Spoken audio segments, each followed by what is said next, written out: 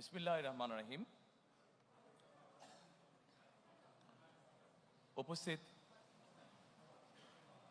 বিভিন্ন রাজনৈতিক দলের সহকর্মীবৃন্দ, উপস্থিত dear dignitaries from different diplomatic missions and UN agencies, উপস্থিত সুধীবৃন্দ, সাংবাদিক ভাইরা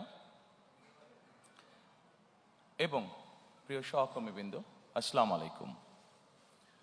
আমি প্রথমেই আপনাদেরকে আন্তরিক শুভেচ্ছা জানাচ্ছি। আজকে আমাদের এই অনুষ্ঠানে কষ্ট করে যোগ দেওয়ার জন্য আন্তরিক ধন্যবাদ আপনাদেরকে। আজকে ছুটির দিনে আপনাদের ছুটির যে আমেজটা সেটা হয়তো আমরা একটু বিঘ্ন ঘটিয়েছি, সেই জন্য আমি দুঃখ প্রকাশ করছি। তারপরেও আন্তরিকভাবে ধন্যবাদ। Dear diplomats, thank you so much for attending here today. Though we have interrupted your holiday probably today, but thank you again for taking the trouble to join here. Thank you so much.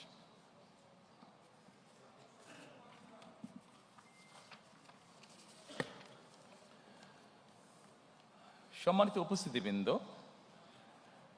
আজকে থেকে ৪৭ বছর আগে দেশ এবং জনগণের প্রয়োজনে বাংলাদেশ জাতীয়তাবাদী দলের জন্ম হয়েছিল। প্রতিষ্ঠার পর থেকে আজ পর্যন্ত বিএনপি তার আদর্শ থেকে বিচ্যুত হয়নি, চেষ্টা করেছে সবসময় তার যে আদর্শ সেটার ভেতরে থাকার জন্য। বিএনপির প্রতিষ্ঠাতা স্বাধীনতার ঘোষক শহীদ রাষ্ট্রপতি জিয়াউর রহমান দেশ পরিচালনার দায়িত্ব নিয়ে দেশের স্বাধীনতা সার্বভৌমত্বকে সুদৃঢ় করার চেষ্টা করেছিলেন। তিনি দেশে বহুদলীয় গণতন্ত্র করেছিলেন প্রতিষ্ঠিত, দেশে বাক এবং ব্যক্তি স্বাধীনতা ফিরিয়ে দিয়েছিলেন। একটি দুর্নাম ছিল স্বাধীনতার পরবর্তীতে তলাবিহীন ঝুড়ি বাংলাদেশের। সেই দুর্নাম থেকে মুক্ত করে দেশকে একটি স্বনির্ভর রাষ্ট্রে পরিণত করেছিলেন শহীদ রাষ্ট্রপতি জিয়াউর রহমান। তার শাহাদাত বরণের পরে দেশে আবারও স্বৈরাচারের শাসন প্রতিষ্ঠিত হয়েছিল। দেশনেত্রী বেগম খালেদা জিয়ার আপসহীন সংগ্রামের মাধ্যমে দেশ স্বৈরাচার মুক্ত হয়েছিল। জনগণের রায় বেগম খালেদা জিয়া রাষ্ট্র পরিচালনার দায়িত্ব পাবার পরে দেশে গণতন্ত্রকে প্রাতিষ্ঠানিক রূপ দিয়েছিলেন, দেশে প্রতিষ্ঠিত করেছিলেন সংসদীয় গণতন্ত্র। নারী শিক্ষার প্রসার ঘটানোর জন্য দেশে নারীদেরকে দ্বাদশ শ্রেণী পর্যন্ত বিনা বেতনে শিক্ষার সুযোগ করে দিয়েছিলেন। দেশনেত্রী বেগম খালেদা জিয়ার নেতৃত্বে 2001 সালে তৃতীয়বারের মতন রাষ্ট্র পরিচালনার দায়িত্ব পেলে বেগম খালেদা জিয়া অর্থনীতিকে বাংলাদেশকে এশিয়ার এমার্জিং টাইগারে পরিণত করেছিলেন।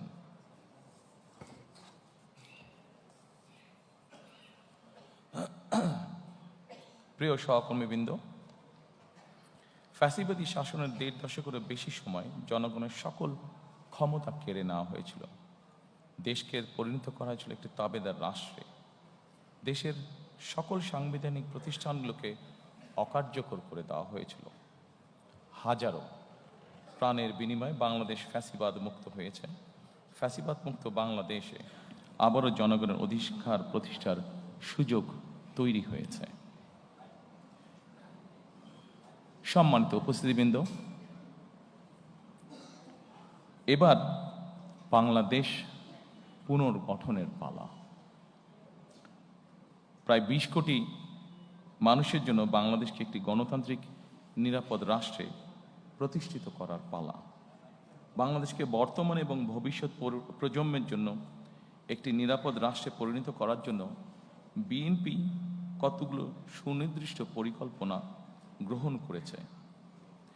দেশ এবং জনগণের সুনির্দিষ্ট পরিকল্পনাকেই আমি বলেছিলাম আই হ্যাভ এ প্ল্যান। এই পরিকল্পনায় দেশের 4 কোটিরও বেশি তরুণ, দেশের অর্ধেক জনসংখ্যা যারা নারী, কোটি কোটি কৃষক শ্রমিকের জন্য দেশ এবং বিদেশে কর্মসংস্থান সহ একটি স্বনির্ভর বাংলাদেশ গঠন করার জন্যই প্রতিটি সেক্টর ভিত্তিক কর্ম পরিকল্পনা আমরা গ্রহণ করেছি। আগামী 12ই ফেব্রুয়ারি জাতীয় নির্বাচনকে সামনে রেখে বিএনপির পরিকল্পনাগুলো ম্যানিফেস্টো আকারে আমি আপনাদের সামনে সংক্ষেপে এখন উপস্থাপন করতে চাই।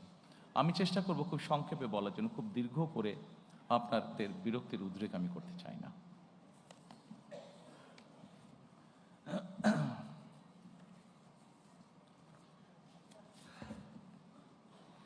Dear friends of Diplomatic Corps, probably I'll be explaining the whole manifesto in my own language, Bangla.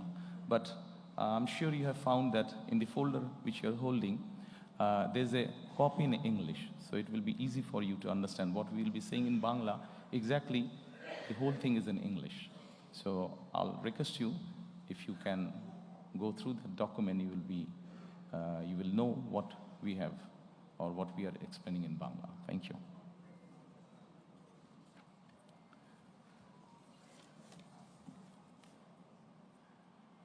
সম্মানিত উপস্থিতিবৃন্দ, আমাদের সামগ্রিক পরিকল্পনাটিকে আমরা একটু ভাগ করেছি। মোটামুটি আপনাদের সামনে স্ক্রিন যেটা আছে, দুপাশে স্ক্রিন আপনারা যদি দেখুন, এই স্ক্রিনে আমরা 5টা স্তম্ভের মধ্যে বা 5টা ভাগে আমরা ভাগ করেছি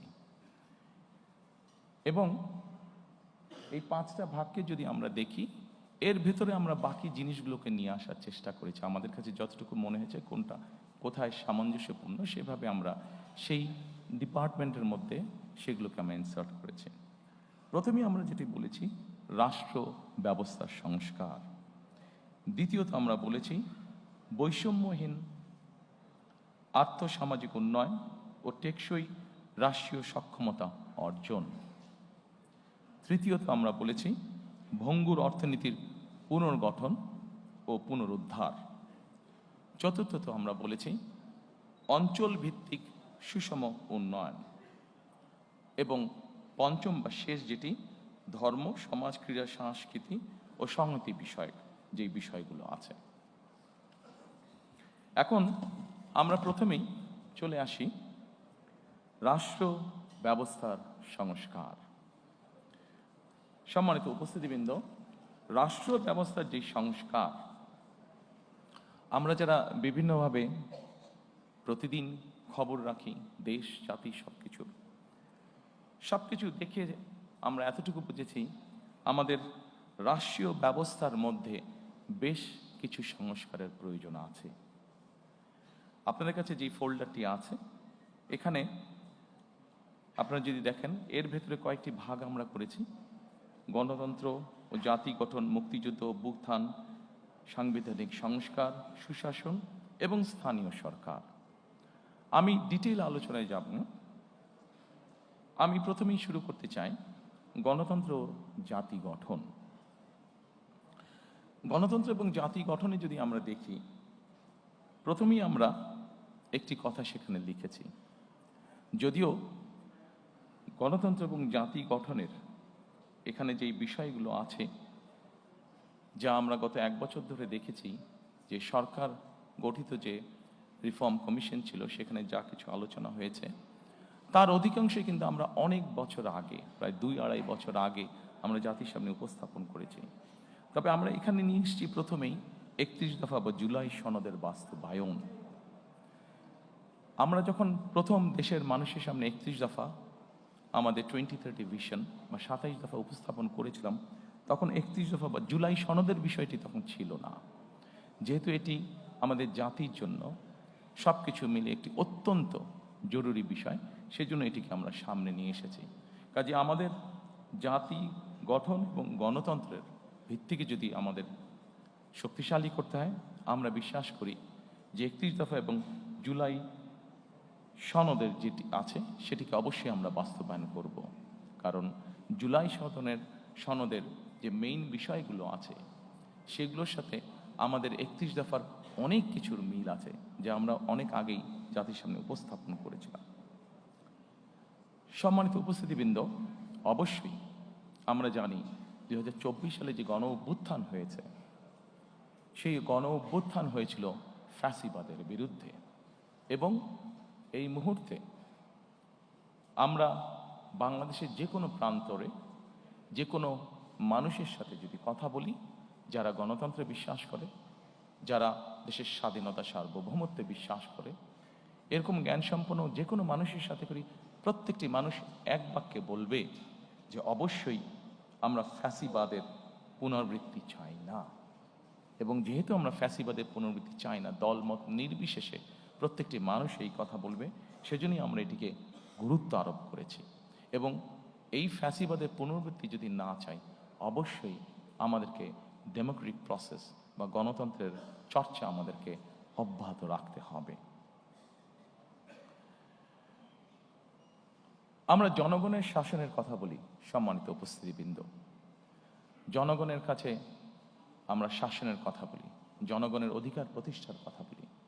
আমি ব্যক্তিগতভাবে একজন রাজনৈতিক কর্মী হিসাবে মনে করি, বিশ্বাস করি দৃঢ়ভাবে, যে জনগণের শাসনের যদি আমাদেরকে প্রতিষ্ঠিত করতে হয়, জনগণের যদি আসলে আমরা ভাগ্যের পরিবর্তন করতে চাই, তবে একটি বিষয় আমাদেরকে নিশ্চিত করতে হবে, সেটা হচ্ছে জবাবদিহিতা বা অ্যাকাউন্টেবিলিটি। আমাদের সমাজের প্রত্যেকটি স্তরে, রাষ্ট্র পরিচালনার প্রত্যেকটি স্তরে, সরকার পরিচালনার প্রত্যেকটি স্তরে ধীরে ধীরে আমাদেরকে অ্যাকাউন্টেবিলিটি বা জবাবদিহিতা আমাদেরকে প্রতিষ্ঠিত করতে হবে। অর্থাৎ যারা যে দায়িত্বে থাকবেন তাদেরকে অবশ্যই জনগণের কাছে কোনো না কোনোভাবে তাদের কাজের জন্য জবাবদিহিতা করতে হবে, অ্যাকাউন্টেবল থাকতে হবে তাদেরকে।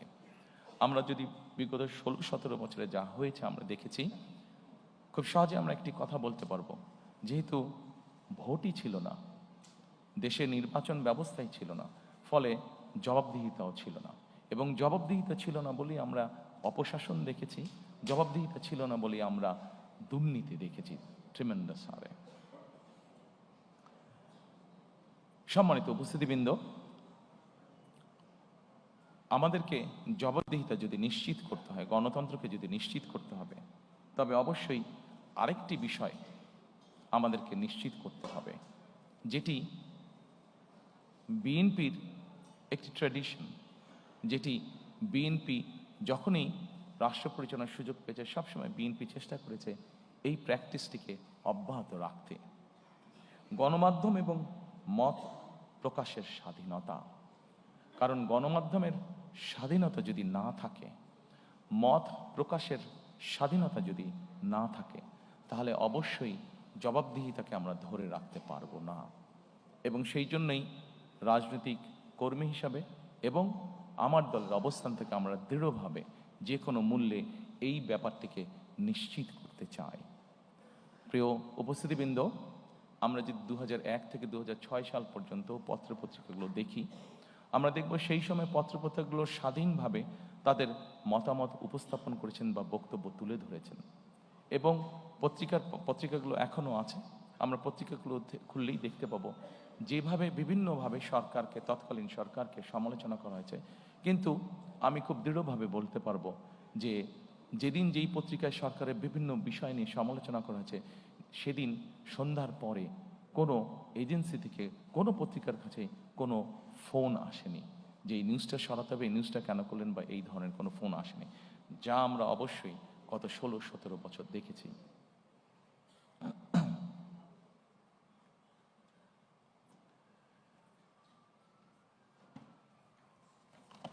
সম্মানিত উপস্থিতিবৃন্দ, এরপরে আমি মুক্তিযুদ্ধ এবং গণ অভ্যুত্থান, আমাদের রাষ্ট্র ব্যবস্থার দ্বিতীয় যেই স্তম্ভটি বা গুরুত্বপূর্ণ বিষয়, আমি সেখানে যেতে চাইছি। মুক্তিযুদ্ধ এবং গণ অভ্যুত্থান অত্যন্ত দুঃখজনক হলেও আমরা দেখেছি গত 16 বছর আমাদের জাতির যে গর্ব, যেটি নিয়ে আমরা যতদিন এই দেশটিকে থাকবে, আমরা ততদিন যা নিয়ে গর্ব করব তা হচ্ছে আমাদের দেশের স্বাধীনতা বা মুক্তিযুদ্ধ। আমরা দেখেছি কিভাবে এই মুক্তিযুদ্ধটিকে একটি পরিবার বা একটি দলের সম্পত্তিতে পরিণত করার চেষ্টা করা হয়েছে। সম্মানিত উপস্থিতিবৃন্দ, আমরা মনে করি নিরপেক্ষভাবে মুক্তিযুদ্ধের স্মৃতি সংরক্ষণ করা এটি একটি জাতীয় দায়িত্ব, এবং আমরা সকলের সকলকে সাথে নিয়ে সকলের পরামর্শক্রমে উপদেশক্রমে আগামীতে এই বিষয়টিকে আমরা উপস্থাপন করতে চাই নিরপেক্ষভাবে জাতির সামনে।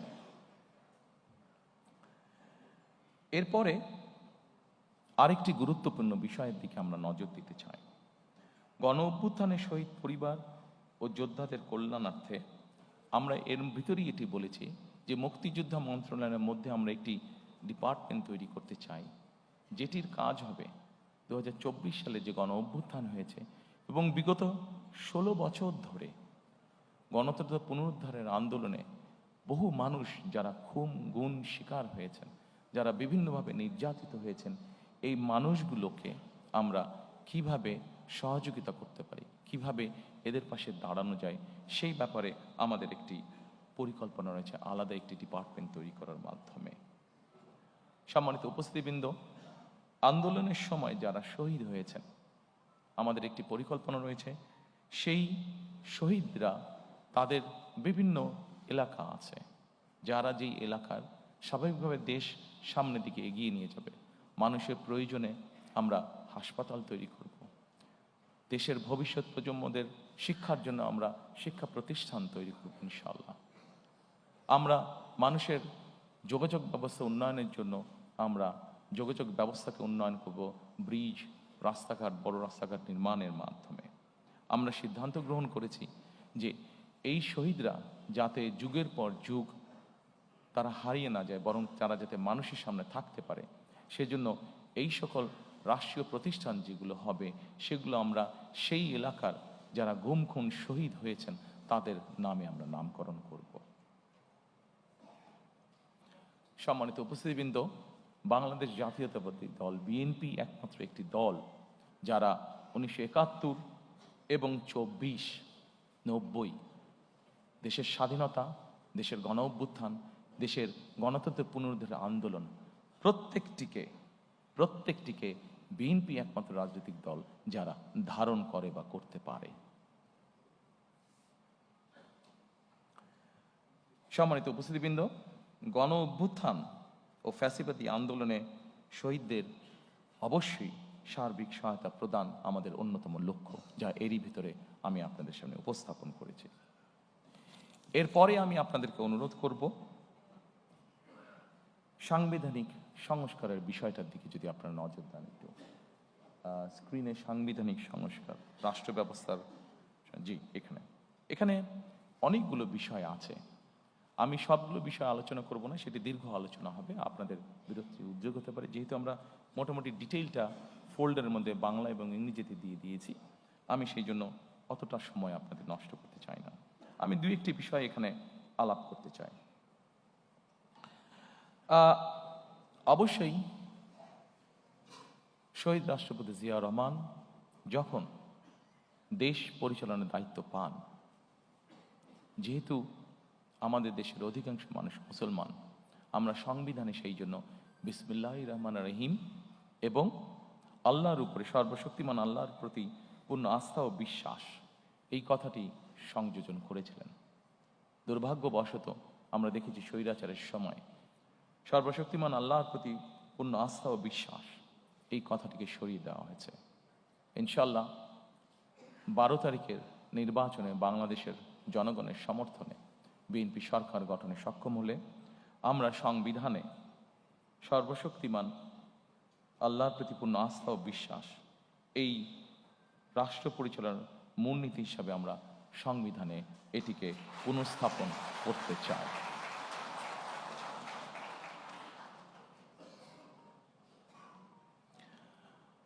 সম্মানিত উপস্থিতিবৃন্দ, আমরা যেহেতু প্রথমে আমি বলেছি যে বাংলাদেশকে যদি গণতান্ত্রিক ভিত্তির উপর প্রতিষ্ঠিত করতে হয়, তাহলে অবশ্যই আমাদেরকে যে কোনো মূল্যে গণতান্ত্রিক অর্থাৎ ভোট প্রদানের যে চর্চা, ভোটিং রাইট বা ভোট যেই বিষয়টি, এটিকে আমাদের অব্যাহত রাখতে হবে এবং অবশ্যই নিরপেক্ষ ভোট, যেই ভোটের উপরে, যেই ভোট ব্যবস্থার উপরে, যেই ভোট প্রক্রিয়ার উপরে বাংলাদেশের মানুষের আস্থা থাকবে, এইরকম ভোট।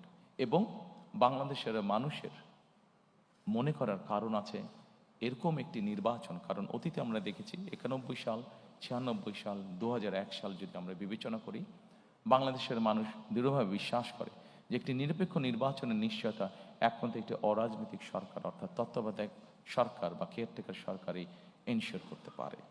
এবং সেই জন্যই আমরা যখন আমাদের 31 দফা উপস্থাপন করেছিলাম, সেই সময় আমরা বলেছি আমরা কেয়ারটেকার সরকার আবার দেশে পুনঃপ্রতিষ্ঠিত করতে চাই। এবং পরবর্তীতে বিষয়টি অনেকেই বলেছেন, বিষয়টি বর্তমান সরকার কর্তৃক যে সংস্কার কমিশন হয়েছে সেখানেও আলোচিত হয়েছে। তবে সম্মানিত উপস্থিতিবৃন্দ, অবশ্যই আমার দলের একজন সদস্য হিসাবে আমি এই ক্রেডিট নিতেই চাইব যে বাংলাদেশে সবচেয়ে প্রথম আমরাই এই কথাটি বলেছি, অর্থাৎ স্বৈরাচারের সময় আমরা যে 31 দফা উপস্থাপন করেছি আজ থেকে প্রায় 2.5 বছর আগে, সেখানে আমরা পরিষ্কারভাবে বলেছি বিএনপি দেশ পরিচালনার সুযোগ পেলে এবং বিএনপির হাতে সেই পরিমাণ সংসদীয় আসনের শক্তি থাকলে আমরা অবশ্যই তত্ত্বাবধায়ক সরকারকে পুনঃপ্রতিষ্ঠিত করব। সম্মানিত উপস্থিতিবৃন্দ, আমরা আমাদের 31 দফার মাধ্যমে একটি প্রস্তাব জাতির সামনে অনেক আগেই দিয়েছিলাম। সেই প্রস্তাবটি হচ্ছে যে ব্যক্তি প্রধানমন্ত্রী হবেন তার মেয়াদ 10 বছরের বেশি হবে না। পরবর্তীতে সরকার কর্তৃক গঠিত যে রিফর্ম কমিশন, সেখানে অন্য অনেক দল আলোচনা করেছে, বাট এই কথাটি সর্বপ্রথম বিএনপি করেছিল, এটা ডকুমেন্টেড। কাজেই এটির ক্রেডিটও আমরা অবশ্যই গ্রহণ করতে চাই এবং আমরা ইনশাল্লাহ সরকার গঠনে সক্ষম হলে আমরা অবশ্যই দেশের আইনের মধ্যে এই বিষয়টি প্রবর্তন করব যে একজন ব্যক্তি ম্যাক্সিমাম 10 বছর তার প্রধানমন্ত্রী হিসেবে তার কার্যকাল থাকবে। সম্মানিত উপস্থিতিবৃন্দ, সাংবিধানিক যে সংস্কার অনেক কিছু আছে, আমাদের অনেক কিছু হয়তো করা প্রয়োজন আছে। তারপরেও একটি বিষয় নিয়ে সুশীল সমাজের মধ্যে, সাংবাদিক নেতৃবৃন্দের মধ্যে সহ বিভিন্ন জায়গায় আলোচনা ছিল অনেক সময়, সেটি হচ্ছে সংবিধানের 70 অনুচ্ছেদ। এটি নিয়ে অনেক তর্ক বিতর্ক, ডিবেট, অনেক কিছু ছিল। 31 দফা যেদিন আমরা উপস্থাপন করি 22শে জুলাই, আমরা সেই 31 দফার মধ্যে বলেছিলাম যে অবশ্যই আমরা এই 70 অনুচ্ছেদ বিষয়টিকে আমরা ধীরে ধীরে পর্যায়ক্রমিকভাবে আমরা একটি অবস্থানে নিয়ে আসতে চাই। দু একটি বিষয় ছাড়া এইটি সম্পূর্ণভাবে ধীরে ধীরে আমরা ওপেন করে দিতে চাই।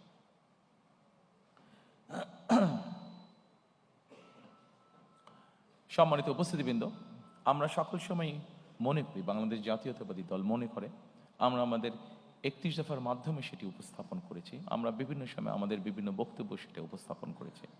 আমরা মনে করি আমরা যারা প্রতিদিনকার রাজনীতি করি, এই যে সংসদে 300 আসন, এই 300 আসনে যারা সদস্য নির্বাচিত হবেন তারা প্রতিদিনকার রাজনীতি করছেন, কিন্তু এই প্রতিদিনকার রাজনীতির বাইরেও সমাজে অনেক মানুষ আছেন, চিকিৎসক হতে পারেন, লয়ার হতে পারেন, সাংবাদিক হতে পারেন, সিভিল সোসাইটির বিভিন্ন পর্যায়ের মেম্বার হতে পারেন, যাদেরও দেশের সম্পর্কে বা দেশ গঠন সম্পর্কে তাদের মূল্যবান মতামত বা উপদেশ অবশ্যই থাকতে পারে। কন্ট্রিবিউট করার মতন তাদেরও, দেশ গঠনে কন্ট্রিবিউট করার মতন তাদেরও অবস্থান অবশ্যই থাকতে পারে। আমরা সেই জন্যই চেয়েছি যে এই মানুষগুলোর মধ্যে থেকেও যারা চান তাদেরকে আমরা দেশ পুনর্গঠন বা রাষ্ট্র পুনর্গঠন প্রসেসের মধ্যে ইনভলভ করার জন্য, এবং সেজন্যই আমরা যখন প্রথম 31 দফা উপস্থাপন করেছি সেই সময় অন্য আর কোনো দল বলার আগে আমরা সেই সময় বলেছিলাম যে দেশে আমরা উচ্চ কক্ষ, সংসদে উচ্চ কক্ষ প্রবর্তন করতে চাই। আমরা চাই বাংলাদেশে সমাজের সকল শ্রেণী পেশা, শুধু রাজনীতিবিদ নয়, রাজনীতিবিদদের বাইরেও যে সকল ব্যক্তি আছেন যারা কন্ট্রিবিউট করতে পারেন, সকলের মতামতের ভিত্তিতে, সকলের পরামর্শের ভিত্তিতে আমরা ধীরে ধীরে দেশকে সামনের দিকে পুনর্গঠন করতে চাই। সম্মানিত উপস্থিতিবৃন্দ, এই সাংবিধানিক সংস্কার প্রক্রিয়ার মধ্যে আরো অনেকগুলো পয়েন্ট আছে যা আপনারা দেখতে পাচ্ছেন, তবে আমি মনে করি সকল পয়েন্টগুলো এখানে হয়তো আলোচনা করলে অনেক দীর্ঘ সময় লাগবে। আমি সবকিছু হয়তো আজকে এখানে আলোচনা করছি না। এরপরে আমি আপনাদেরকে আমন্ত্রণ জানাবো সুশাসন। আমাদের রাষ্ট্র ব্যবস্থার সংস্কারের মধ্যে আরেকটি চ্যাপ্টার আছে, সেটি হচ্ছে সুশাসন। সম্মানিত উপস্থিতিবৃন্দ,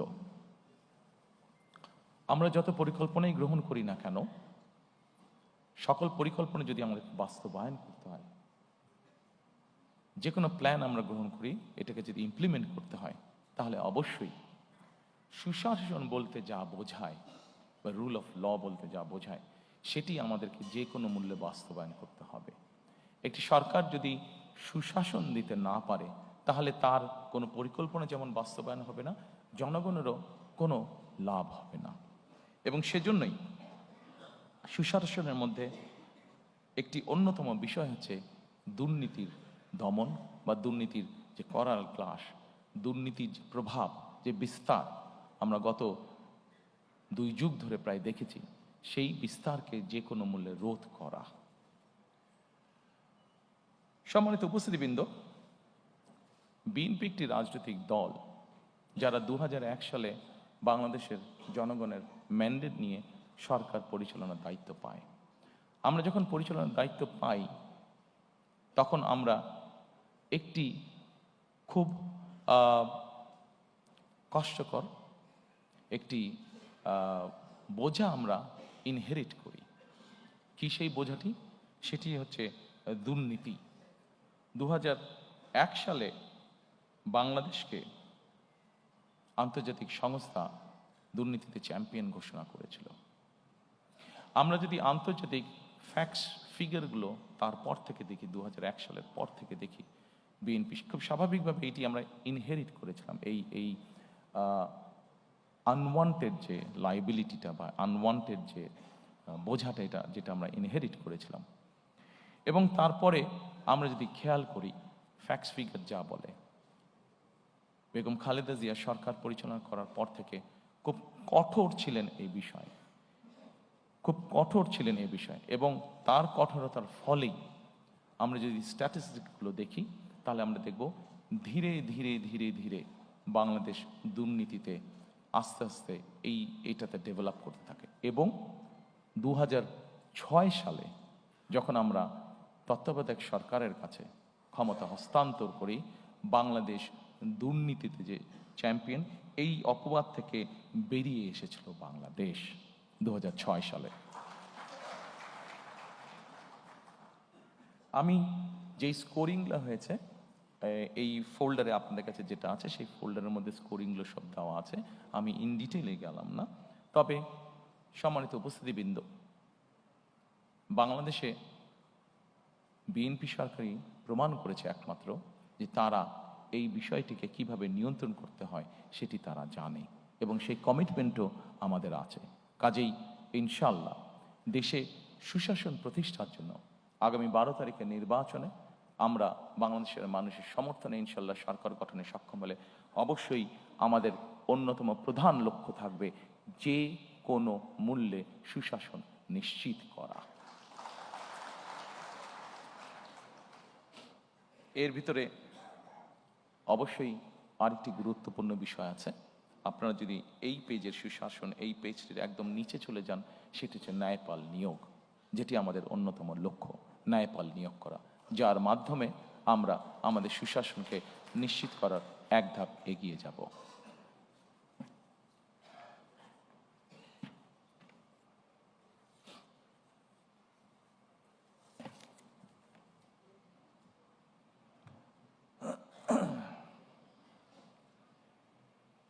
সম্মানিত উপস্থিতিবৃন্দ,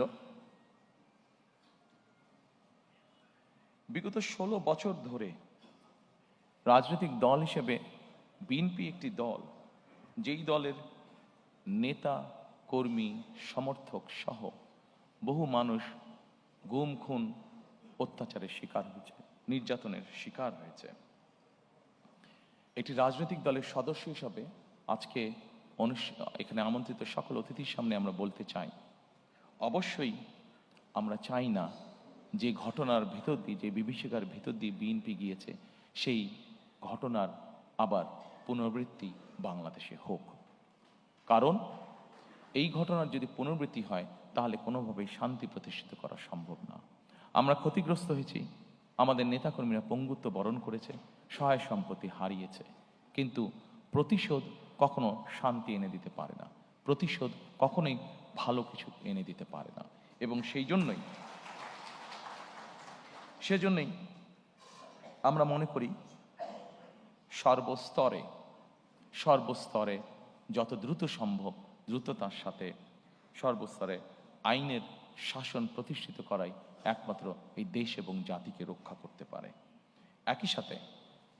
একই সাথে 2024 সালের যে আন্দোলন হয়েছিল, সেখানে বৈষম্য নামক এই শব্দটি অত্যন্ত গুরুত্বপূর্ণ ছিল।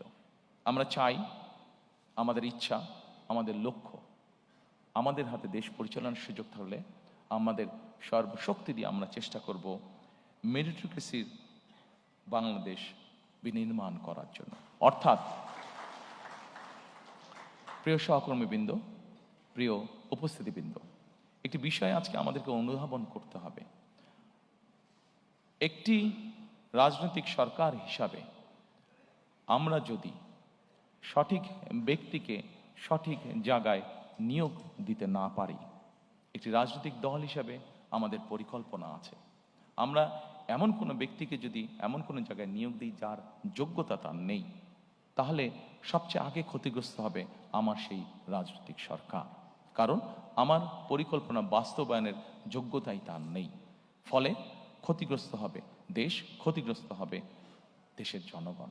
সেজন্য আমরা দৃঢ়ভাবে বিশ্বাস করি, দেশকে যদি পুনর্গঠন করতে হয়, দেশকে যদি সামনের দিকে নিয়ে যেতে হয়, অবশ্যই আমাদেরকে মেরিটোক্রেসি অর্থাৎ মেধাকে আমাদের অবশ্যই প্রায়োরিটি দিতে হবে।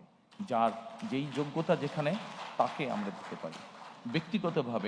ব্যক্তিগতভাবে আমি বিশ্বাস করি যে আমি যখন একজন মেধাবীকে, সে যেই রাজনৈতিক আদর্শে বিশ্বাস করুক না কেন, আমি যদি একজন মেধাবীকে তার নিজের জায়গায় পৌঁছতে সাহায্য করি, তখন সে কিন্তু একটি বিষয়ে চিন্তা ভাবনা করবে যে আজকে বিএনপি সরকার ছিল বলেই আমি আমার মেধার শক্তিতে এখানে আসতে সক্ষম হয়েছি।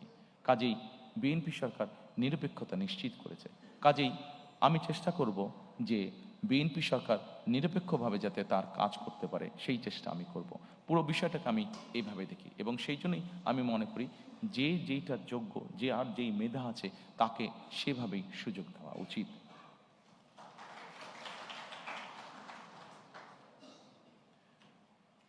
সম্মানিত উপস্থিতিবৃন্দ, একজন রাজনৈতিক কর্মী হিসাবে আমি নিজের অভিজ্ঞতা থেকে বলতে পারি যে বিচার বিভাগকে কিভাবে নিয়ন্ত্রণ করা হয়েছিল বিগত স্বৈরাচারের সময়।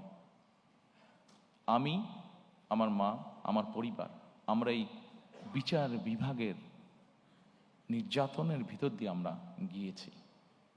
প্রিয় সহকর্মীবৃন্দ, একজন মানুষ হিসাবে, একজন রাজনৈতিক কর্মী হিসাবে আমার সর্বোচ্চ চেষ্টা থাকবে যে যে কোনো মূল্যে বিচার বিভাগের যে স্বাধীনতা, সেটিকে নিশ্চিত করা। কারণ আমি নিজে ভুক্তভোগী কিভাবে বিচার বিভাগ একজন মানুষের জীবন, একটি সংসার ধ্বংস করে দিতে পারে। সেই জন্য আমরা সরকার গঠনে সক্ষম হলে আমাদের সর্বোচ্চ চেষ্টা থাকবে যে কোনো মূল্যে বিচার বিভাগের স্বাধীনতাকে নিশ্চিত করা। সম্মানিত উপস্থিতিবৃন্দ, এরপরে আপনাদেরকে আমি অনুরোধ করব, রাষ্ট্র ব্যবস্থা সংস্কারের শেষ যেই ঘটে স্থানীয় সরকার, সেখানে যদি আপনারা একটু দৃষ্টি দেন। সম্মানিত উপস্থিতিবৃন্দ, বিএনপি বিশ্বাস করে স্থানীয় সরকার হলো গণতন্ত্র এবং উন্নয়নের প্রাণ কেন্দ্র। আমাদের এখানে অনেকেরই অভিজ্ঞতা আছে বিভিন্ন দেশ দেখার, বিশেষ করে ইউরোপের উন্নত দেশগুলো দেখার। আমি নিজেও অনেকদিন ইউকেতে থাকতে বাধ্য হয়েছি। আমি সেখানে যতটুকু দেখেছি, আমার যতটুকু অভিজ্ঞতা হয়েছে, যে স্থানীয় সরকার বলতে যেই সরকারটিকে বোঝায়, এটিকে যদি আমরা স্বাধীনভাবে কাজ করতে দিতে সক্ষম হই, এটিকে যদি আমরা একটি প্রাতিষ্ঠানিক রূপ হিসেবে ধীরে ধীরে গড়ে তুলতে পারি, তাহলে দেশের অনেক সমস্যার সমাধান করা স্থানীয়ভাবে সম্ভব হবে। দুঃখজনকভাবে হলেও আমাদের দেশের টেকনাফের একজন মানুষকে বা তেঁতুলের একজন মানুষকে অনেক সময় ঢাকায় আসতে হয় বিভিন্ন কাজে, ছোট্ট একটি কাজে হয়তো তাকে ঢাকায় আসতে হয়। কিন্তু আমরা যদি ধীরে ধীরে স্থানীয় সরকার এটিকে যদি আমরা ধীরে ধীরে শক্তিশালী করে গড়ে তুলতে পারি, তাহলে অবশ্যই এমনও পরিস্থিতি দাঁড়াবে যে কোনো একটি মানুষকে তার প্রয়োজনের জন্য, ছোটোখাটো প্রয়োজনের জন্য হয়তো ঢাকায় আসার প্রয়োজন হবে না, সে স্থানীয়ভাবেই তার সমস্যার সমাধান করতে পারবে। শুধু তাই নয়, স্থানীয় সরকারটিকে যদি আমরা শক্তিশালী করতে পারি, তাহলে আমরা গণতন্ত্র নিয়ে যেই কথা বলছি, গণতন্ত্রের ভিত্তিটাকে শক্তিশালী করার জন্য যেই কথাটা বলছি, সেটিও করতে আমরা সক্ষম হব। কারণ জবাবদিহিটা স্থানীয় পর্যায় থেকে তৈরি হবে। জবাবদিহিতা যখন স্থানীয় পর্যায় থেকে তৈরি হবে, মানুষের জীবনমান উন্নয়ন হতে তখন বাধ্য, দুর্নীতি কমে আসতে তখন বাধ্য, প্রকৃত উন্নয়ন বলতে যা বোঝায়, আইন শৃঙ্খলা বলতে যা বোঝায়, সকল কিছু তখন ধীরে ধীরে ভালোর দিকে এগোতে থাকবে।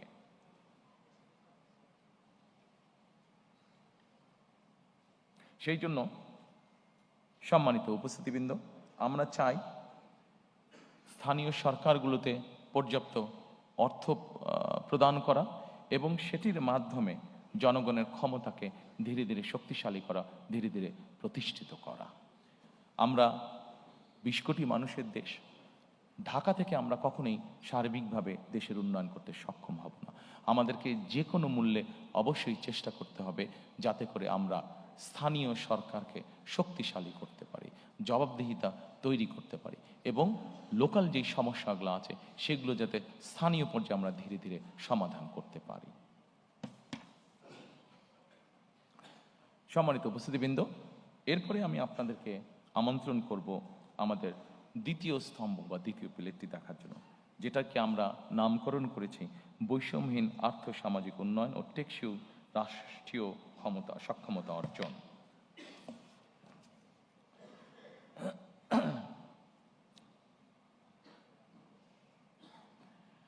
সম্মানিত উপস্থিতিবৃন্দ, বাংলাদেশে এইটিকে আমরা বৈষম্যহীন আর্থ সামাজিক উন্নয়ন টেকসই রাষ্ট্রীয় সক্ষমতা অর্জন, এটিকে আমরা কয়েক ভাগে আবার ভাগ করেছি। এখানে প্রথমে আছে সামাজিক সুরক্ষা, যেটি অবশ্যই প্রয়োজন। এটি শুধু বাংলাদেশের মতন দেশে না, এটা ইউরোপের যে কোনো ডেভেলপ যেগুলো ভালো দেশ, সেখানেও কিন্তু এই সামাজিক সুরক্ষা মানুষকে প্রদান করা হয়ে থাকে। এরপর আছে নারীর ক্ষমতায়ন। একটি দেশ, যেই দেশের অর্ধেক জনসংখ্যা হচ্ছে নারী, সেখানে নারীর ক্ষমতায়ন যদি আমরা নিশ্চিত করতে না পারি, আমরা যত বড় বড় কথাই বলি না কেন, কোনোটি কখনো সাকসেসফুল করা সম্ভব নয়। এরপরে আছে, এই ঘরের মধ্যে আছে কৃষি এবং খাদ্য, দুটো একইভাবে রিলেটেড। কৃষি যদি ভালো না হয়, খাদ্যের সরবরাহ যদি ঠিকভাবে না থাকে, স্বাভাবিকভাবে মানুষ অপুষ্টি সহ বিভিন্নভাবে আস্তে আস্তে পিছিয়ে যাবে। গুরুত্বপূর্ণ একটি বিষয় আছে কর্মসংস্থান এবং যুব উন্নয়ন। আমাদের 4.5 কোটি প্রায় ইয়াং মানুষ, এই মানুষদেরকে যদি আমরা কর্মসংস্থান বা উন্নয়নের দিকে নিয়ে যেতে না পারি, কোনোভাবেই সম্ভব না উন্নয়নকে ধরে রাখা। শিক্ষা, মানব সম্পদ, স্বাস্থ্যসেবা, প্রত্যেকটি আমাদের জানাতে অত্যন্ত গুরুত্বপূর্ণ। এরপরে একটি বিষয় আসছে প্রতিরক্ষা এবং পররাষ্ট্রনীতি। আমরা যখন ওই ঘরে যাব, আমি আপনাদের সাথে সংক্ষেপে এই বিষয়টি, আমার মতামতটি আপনাদের সামনে তুলে ধরবো বা আমাদের পর্যালোচনা। এরপরে আছে আমাদের প্রায় 1.5 কোটি মানুষ প্রবাসে বাস করেন এবং তারা আমাদেরকে দেশ গঠনে বিভিন্নভাবে সহযোগিতা করেন। তাদেরকে নিয়ে আমাদের কি চিন্তা, সেটিও সংক্ষেপে আপনাদের সামনে তুলে ধরব। এবং এরপরে আসছে পরিবেশ, পানি ও দুর্যোগ ব্যবস্থাপনা। আমরা যদি প্রথমে আসি, সম্মানিত উপস্থিতিবৃন্দ, সামাজিক সুরক্ষা। 4 কোটি, বাংলাদেশে 4 কোটি মানুষ, 4 কোটিরও বেশি মানুষ দারিদ্রতার ভিতরে বা চরম দারিদ্রতার ভিতরে বাস করছে। এর মধ্যে দেশে প্রায় 53 লক্ষ নারী আছে যারা বিধবা। একটি বড় অংশ আছে যাদেরকে নিয়ে আমরা সাধারণত কথা বলি না, বলার সুযোগ হয় না, অথবা বিভিন্ন কারণে আমরা এড়িয়ে যাই। সেটি হচ্ছে প্রতিবন্ধী মানুষ। যেভাবেই হোক আমাদের সমাজ ব্যবস্থার কারণে কেন জানি এই মানুষগুলোকে আমরা চেষ্টা করি লুকিয়ে রাখতে, যেটি একদিক থেকে অন্যায়। প্রিয় সহকর্মীবৃন্দ, সম্মানিত উপস্থিতিবৃন্দ, প্রথমেই আমরা দুটি কাজে হাত দিয়েছি, যে দুটি বিষয় কম বেশি আপনারা এর মধ্যে শুনেছেন। দুটি কাজ আমরা শুরু করতে চাই এই সামাজিক সুরক্ষাটাকে নিশ্চিত করার জন্য। সেটি কি? সেটি হচ্ছে আমরা বাংলাদেশে প্রত্যেক গৃহিণীর হাতে, বাংলাদেশে প্রায় 4 কোটি পরিবার আছে, প্রত্যেক গৃহিণীর হাতে আমরা একটি কার্ড পৌঁছে দিতে চাই। সেটির নাম হবে ফ্যামিলি কার্ড। এই ফ্যামিলি কার্ডটা, এটি কিন্তু শুধু নারীরা পাবেন এই ফ্যামিলি কার্ডটা। এখন আপনি হয়তো বলতে পারেন এই ফ্যামিলি কার্ড দিয়ে কি হবে? সম্মানিত উপস্থিতিবৃন্দ, আমরা একটি কথা প্রায় বলছি, আমাদের পরের যেটি আছে নারীর ক্ষমতায়ন। দেখুন, আমাদের দেশের নারীরা, অধিকাংশ নারী কি অবস্থায় থাকেন সামাজিক বা মানসিক বা পারিবারিকভাবে, আমি সেই দীর্ঘ আলোচনায় গেলাম না। আমরা সকলেই জানি ওনারা অনেক ডিপ্রাইভড অবস্থায় থাকেন, আন্ডার প্রিভিলেজ অবস্থায় ওনারা থাকেন। আমরা যখনই সরকারের পক্ষ থেকে একটি কার্ড একজন গৃহিণীর কাছে পৌঁছে দিব, স্বাভাবিকভাবে কিন্তু উনি এম্পাওয়ার্ড ফিল করবেন, মানসিকভাবে তখন ওনার একটা শক্তি বৃদ্ধি পাবে। ওনার পরিবারের কাছে, বাবার পরিবার, নিজের স্বামীর পরিবার, শ্বশুর বাড়ি, সকল জায়গায় উনি কিছুটা এম্পাওয়ার্ড ফিল হবেন। এটি আমরা দৃঢ়ভাবে বিশ্বাস করি। আসনের পরে এই কার্ডের মাধ্যমে আমরা যেটি এর মধ্যে ক্যাম্পেইনিং করেছি, সেখানে আমরা বলেছি আমরা তাদেরকে প্রতি মাসে 2 থেকে 2,500 টাকা আমরা তাদের কাছে পৌঁছে দিতে চাই, অথবা সমপরিমাণ খাদ্য সহযোগিতা তাদের কাছে পৌঁছে দিতে চাই। অনেকেই বলতে পারেন যে 2 থেকে 2,500 টাকা দিয়ে কি হবে একজনের? আমরা কিন্তু একবারও বলিনি আমরা তাদেরকে পুরো মাসের সহযোগিতা দেব। আপনি চিন্তা করে দেখেন, গ্রামের একটি সাধারণ পরিবার যার সদস্য সংখ্যা এভারেজে 5 থেকে 6 জন, আপনি যদি তার এভারেজ খুব এসেনশিয়াল বাজার সদাই যদি আপনি মনে করেন 5 থেকে 6,000 টাকা হয়ে থাকে মিনিমাম, এর নিচে তো কষ্টকর ব্যাপার, এটা হয়ে থাকে, অর্থাৎ 4 সপ্তাহের খরচ যদি চা হয়ে থাকে, আপনি যদি তাকে 2,500 টাকার মতন দেন, তার মানে আপনি তাকে মোটামুটিভাবে 1 সপ্তাহের একটা সাপোর্ট আপনি তাকে দিচ্ছেন। এই 1 সপ্তাহ সাপোর্টটা আমরা যারা আজকে এত সুন্দর জায়গায় বসে আলোচনা করছি, আমাদের কাছে এটা গায়েই লাগবে না বিষয়টা, বাট আমরা যদি তাদের সেই বাস্তব অবস্থায় যাই, এই 1 সপ্তাহের 2,500 টাকার সহযোগিতা তার জন্য বিরাট বড় ব্যাপার। এই 2,500 টাকা সে কোনো না কোনোভাবে খরচ করছে, কিন্তু আপনি যখন তাকে এডিশনাল সাপোর্ট দিবেন, তখন একজন নারী এই 2,500 টাকাটা বিভিন্নভাবে খরচ করবে, অথবা সে তার নিজস্ব খরচ থেকে যেই টাকাটা সে বাঁচাতে পারবে সেটা তার বিভিন্নভাবে সে খরচ করবে। আসুন আমরা সংক্ষেপে দেখি সে কিভাবে কোথায় কোথায় সে খরচ করবে। আমরা যেই স্টাডি করেছি সেখানে আমরা 3টি জায়গা পেয়েছি যেখানে একজন নারী যতটুকু অর্থ বাঁচাতে পারেন সেটা সে খরচ করবে। কোথায় করবে? প্রথমত তার পরিবারের যে সন্তান আছে তাদের খাওয়া দাওয়া, হেলথের পিছনে সে খরচ করবে প্রথমেই, যে তার ছেলেমেয়েরা একটু ভালো খাক, একটু ভালোভাবে খেয়ে পরে থাকুক। আচ্ছা, তারপরে সেখান থেকে যদি সে খরচ বাঁচাতে পারে, তাহলে সে চেষ্টা করবে তার সন্তানদের লেখাপড়ার পিছনে, যে তার সন্তানটা একটু বেটার লেখাপড়া করুক, সে টাকাটা ওখানে খরচ করবে। তারপরে থার্ড জায়গা সে যেটা খরচ করবে, সে যদি টাকা সাশ্রয় করতে পারে, সেভিং করতে পারে, তাহলে সে যেটা করবে, সেটা তার আশেপাশে গ্রাম অঞ্চলে সে ছোট ছোট ছোট বিনিয়োগ করবে, ইনভেস্ট করবে, অর্থাৎ লোকাল ইকোনমিতে সে কন্ট্রিবিউট করবে, লোকাল ইকোনমিটা সে রান করবে। প্রিয় সহকর্মীবৃন্দ, আমরা যদি এভাবে দেখি, একটা পরিবার 5 বছর 7 বছর ধরে এই সাপোর্টটা পেল, আপনি চিন্তা করেন একটা গ্রামে যদি 10টা পরিবার থাকে, 10টা পরিবার যদি, তার মধ্যে 7টা পরিবার যদি অসচ্ছল থাকে, তারা যদি এই সাপোর্টটা পায়, তার মানে 7টা পরিবার কিন্তু মোটামুটিভাবে 5-7 বছর পরে একটা মোটামুটিভাবে অর্থনৈতিক অবস্থার মধ্যে আসলো। এই যে 7টা পরিবার মনে যে লোকাল ইকোনমিতে কন্ট্রিবিউট করেছে, তাহলে আপনি দেখেন সে হয়তো হাঁস মুরগি পালন করেছে, সে ডিমটা বিক্রি করেছে, আরেকজন ডিম কিনেছে, সেখান থেকে সে তার যে বিক্রি করে ইনকাম করলো, সে গামছা কিনেছে, অথবা চুড়ি কিনেছে, অথবা কসমেটিক কিনেছে, অর্থাৎ কোনো না কোনো ইকোনমিতে 10 টাকা 5 টাকা করেও ছোট ছোট কিন্তু সে কিন্তু কন্ট্রিবিউট করে যাচ্ছে। অর্থাৎ দিনের পর দিন, মাসের পর মাস, বছরের পর বছর যখন এইভাবে লোকাল ইকোনমিতে আপনি রিসোর্স পাম্প করতে থাকবেন, তখন কিন্তু আস্তে আস্তে পুরো ইকোনমিটা অনেক ভাইব্রেন্ট হওয়া ধরবে। আপনি একটা গ্রামকে এভাবে আপনি মোটামুটিভাবে একটা ভালো অবস্থানে নিয়ে আসলেন। আস্তে আস্তে ওই ইউনিয়নটা, আস্তে আস্তে উপজেলাটা, আস্তে আস্তে জেলাটা, আস্তে আস্তে বিভাগটা, আস্তে আস্তে সকল বিভাগ, অর্থাৎ 7 বছর পরে কিন্তু আপনি অনেক বেটার একটি চিত্র পাবেন। অন্তত আমাদের স্টাডি আমাদেরকে তাই বলছে। সেজন্যই আমরা মনে করি এই ফ্যামিলি কার্ডটা হতে পারে শুনতে খুব ছোট লাগছে, কিন্তু এটার লং টার্ম পজিটিভ এফেক্ট অনেক অনেক অনেক বড় হবে ইনশাল্লাহ।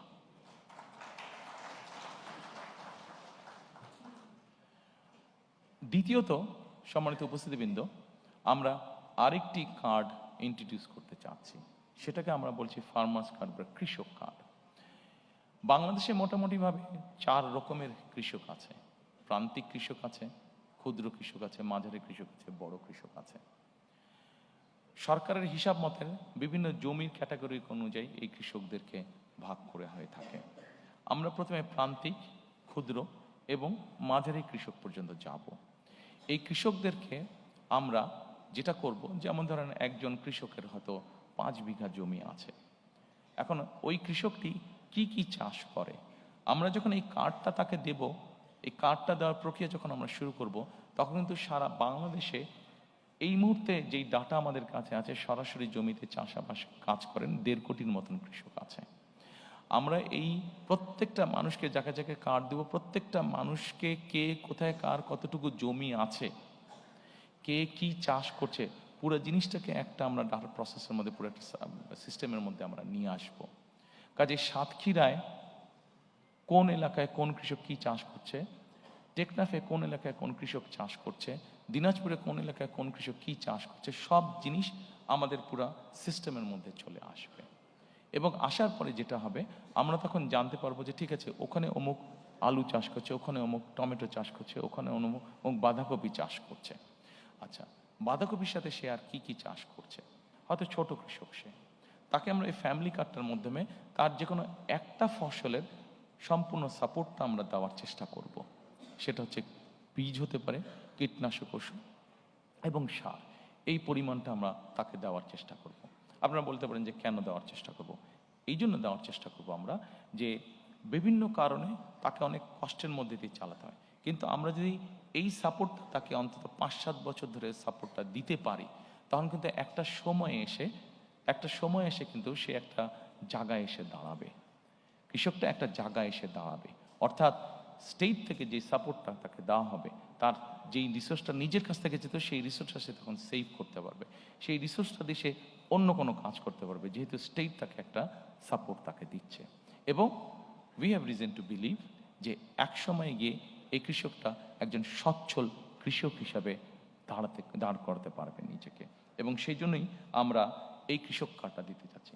আপনাদের কাছে হয়তো প্রশ্ন থাকতে পারে যে আমরা কি শুধু যারা জমিতে চাষ করছে তাদেরকে এই কার্ডটা দেবো? নো, আমরা যারা জমিতে চাষাবাস করছেন শুধু তাদেরকেই আমরা এই কার্ডটা দিব না।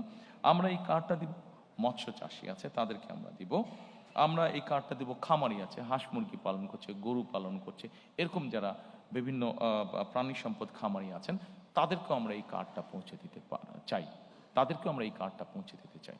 অর্থাৎ সরাসরি স্টেটের পক্ষ থেকে আমরা কার্ডটা পৌঁছে দিতে চাই। প্রিয় সহকর্মীবৃন্দ, এই কার্ডটার মাধ্যমে আমরা যাদেরকে এই কার্ডটা পৌঁছে দিব, একই সাথে কম বেশি এখন সস্তায় সবার কাছেই অ্যাপ থাকে, স্মার্টফোন থাকে। সেই স্মার্টফোনের মধ্যে আমরা তাদেরকে একটা অ্যাপ আমরা ডাউনলোড করে দিব। কি সেই অ্যাপটা? এই অ্যাপটা নিয়ে আমরা অলরেডি কাজ করেছি। বাংলাদেশি একজন সায়েন্টিস্ট, উনি অস্ট্রেলিয়াতে থাকেন, ওই ভদ্রলোক কাজ করছেন এইটা নিয়ে। এর মধ্যে প্রায় 350 প্রায় 500-র মতন কৃষক তার সাথে কানেক্টেডও আছেন। আচ্ছা, এই কৃষকদের সুবিধাটা কি হচ্ছে? যেমন ধরেন বগুড়াতে কোনো একটি উপজেলায় একজন কৃষক আছে, সে আগামীকাল তার জমিতে সার ছিটাবে। এখন আগামীকাল বৃষ্টি হবে কি হবে না, সে একটা ডিলিমার মধ্যে আছে। সে যেটা করতে পারবে, তার কাছে যখন আমরা ওই অ্যাপটা দিয়ে দিব, সেই অ্যাপটা দিয়ে সে চেক করে নিতে পারবে যে কালকে বৃষ্টি হবে কি না। যদি বৃষ্টি হয় সে সারটা দিবে না, যদি বৃষ্টি না হয় তাহলে সে সারটা দিবে, তার ফলে তার সারটা ধুয়ে যাবে না। আমরা এই কার্ডের মাধ্যমে আমরা ওই সিস্টেমটাকে ইন্ট্রোডিউস করে আনতে চাচ্ছি। শুধু এটা নয়, আমরা তাকে স্মার্টফোনের মাধ্যমে আরেকটি অ্যাপও তাকে আমরা সহযোগিতা করব। কি সেই অ্যাপটা? সেই অ্যাপটা হচ্ছে তার ফোনটা যদি সে তার ফসলের উপরে ধরে, তার ফসলের হেলথের কি অবস্থা, কোনো রোগ বালাই কোনো হয়েছে কিনা ফসলে, সেই জিনিসটাও সে তখন জানতে পারবে। যদিও কৃষকদের নিজেদের একটা অভিজ্ঞতা আছে, কিন্তু আমরা এই অ্যাপটাও ডেভেলপ করেছি, যেটা ধীরে ধীরে ধীরে ধীরে আমরা সারা দেশের সকল কৃষকের কাছে পৌঁছে দিব। কাজেই এই সুবিধাগুলো আছে। এর বাইরে বিমার সুবিধা আছে, এর বাইরে কার্ডটা থাকলে তার জন্য কৃষি লোনের সুবিধা আছে। এই সুবিধাগুলো থাকবে, নর্মাল যেগুলো আছে এই সুবিধাগুলো থাকবেই তাদের কাছে। সম্মানিত উপস্থিতিবৃন্দ, সামাজিক সুরক্ষার মধ্যে আমি ব্যক্তিগতভাবে, এখানে অনেকগুলো আছে আপনারা দেখতে পাচ্ছেন, কই গেল, আপনারা দেখতে পাচ্ছেন অনেকগুলো আছে, তবে এখানে একটি আমরা লাইন রেখেছি যেটি ব্যক্তিগতভাবে আমি যেটির প্রতি খুবই যত্নশীল, সেটি হচ্ছে পিতামাতার ভরণ পোষণ আইন নামে একটি আইন আছে। এই আইনটিকে আমরা যতটুকু সম্ভব কার্যকর করতে চাই। আমাদের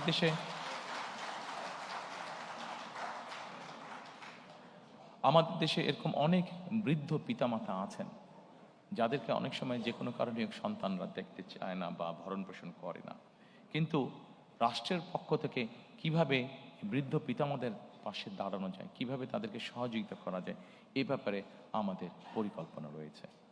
আমরা আশা করি আমরা ইনশাল্লাহ দেশ পরিচালনার সুযোগ পেলে পরে আপনারা যারা আজকে উপস্থিত আছেন, এই কাজটিতে যখন আমরা হাত দিব, আপনারা যারা সিনিয়র সিটিজেন আছেন আমাদেরকে সহযোগিতা করবেন। Thank you.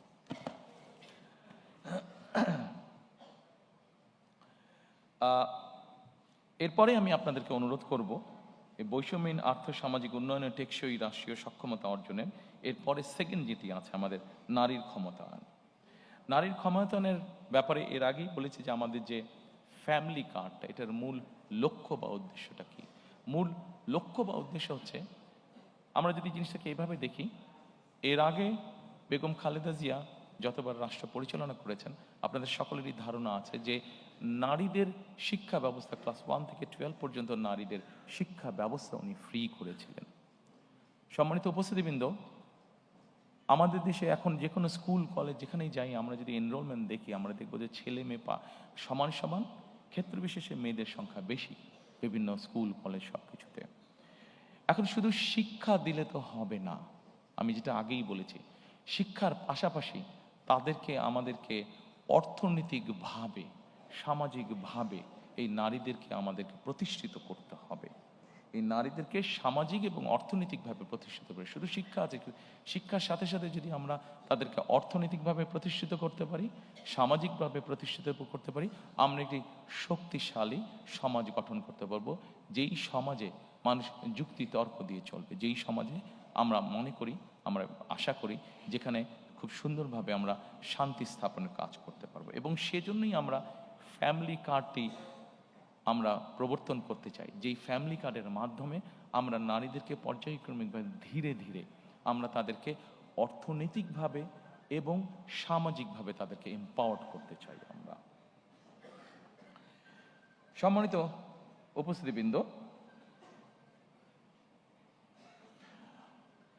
আমাদের একটি সেক্টর আছে বাংলাদেশে, যেটিকে আমরা গার্মেন্টস সেক্টর বলি, যেটি নিয়ে আমরা প্রত্যেকটি বাংলাদেশের নাগরিক গর্ব করি। আমরা যখন বিদেশে যাই, যারা বিদেশে থাকি বা বিদেশে যাই, আমরা যখন জামা কাপড় কিনি, যখন লেবেলটা দেখি মেড ইন বাংলাদেশ, আর মুখের মধ্যে সুন্দর একটা হাসি আমাদের ফুটে ওঠে, ভালো লাগে মনের মধ্যে যে এই জামাটা মেড ইন বাংলাদেশ। যখন কোনো ব্র্যান্ডেড শপে আমরা দেখি মেড ইন বাংলাদেশ কাপড়টা, এই গার্মেন্ট শিল্পে বহু নারী কাজ করেন। বলা যায় টোটাল গার্মেন্ট শিল্পে যত মানুষ কাজ করে, যত শ্রমিক কাজ করে, তার 70% বা তার কিছু বেশি নারী শ্রমিক আমাদের। এখন সম্মানিত উপস্থিতিবৃন্দ, শুধু একটি সেক্টরেই কেন আমরা নারী রাখবো? আমাদের নারীরা তো কৃষিতেও কাজ করেন, আমাদের নারীরা তো অন্যান্য অনেক সেক্টরে কাজ করেন। আমাদের একটি লক্ষ্য এবং একটি পরিকল্পনা হচ্ছে যে বাংলাদেশে আমরা গার্মেন্টসের বাইরে আরও নতুন নতুন কতগুলো সেক্টরকে আমরা নিয়ে আসতে চাই, যেখানে নারীদের আরও বেশি সংখ্যক কর্মসংস্থানের সুযোগ হবে। সেটি গার্মেন্টসের মতন অনেক সেক্টর আছে যেগুলোকে আমরা ইজিলি আনতে পারি। সেটি টয় সেক্টর হতে পারে, সেটি লেদার সেক্টর হতে পারে যেখানে নারীরা কাজ করতে পারবেন, সেটি এরকম আরও অনেক সেক্টর আছে যেখানে নারীরা কাজ করতে পারেন। অর্থাৎ আমাদের লক্ষ্য এবং উদ্দেশ্য আছে মোর নাম্বার অফ দেশের যে নারী জনগোষ্ঠী আছে তারা কর্মসংস্থানের ব্যবস্থায় এরকম সেক্টরকে আমাদের ইনভাইট করে দেশের মধ্যে নিয়ে আসা। প্রিয় সহকর্মীবৃন্দ, আমরা বিশ্বাস করি উপস্থিতিবৃন্দ, সম্মানিত উপস্থিতিবৃন্দ, আমরা বিশ্বাস করি যে একজন নারীকে যখন আমরা কর্মসংস্থানের ব্যবস্থা করে দেব, স্বাভাবিকভাবেই প্রকৃতিগত কারণ হিসাবেই তাদেরকে আমাদের আরও কিছু ব্যাপারে সহযোগিতা করা উচিত। তাদের কর্মঘণ্টা কমানো বা বিভিন্নভাবে ডিস্ট্রিবিউট না করে বরঞ্চ আমরা যদি প্রাকৃতিকগতভাবে বিষয়টি বিবেচনা করি, একজন নারীকে তার সন্তানকে অনেক সময় দেখভাল করতে হয়, হয়তো ঘরে হয়তো তার সন্তানকে দেখভাল করার মতন সেই সাপোর্টটা তার নেই, তার কর্মসংস্থানে যাতে তাকে সেই সাপোর্টটা দেওয়া যায় সেই জন্য আমরা কর্মস্থলে ডে কেয়ার এবং বেস্ট ফিডিং কর্নার আমরা কম্পালসারি করতে চাই। অর্থাৎ একজন নারী যখন তার সন্তানকে নিয়ে কর্মস্থলে আসবেন, উনি যেই 8 ঘন্টা বা 10 ঘন্টা বা যতক্ষণই উনি কাজ করেন অতটুকু সময় যাতে উনি নিশ্চিন্ত মনে কাজ করতে পারেন সেই ব্যবস্থাটা আমরা এনশিওর করতে চাই।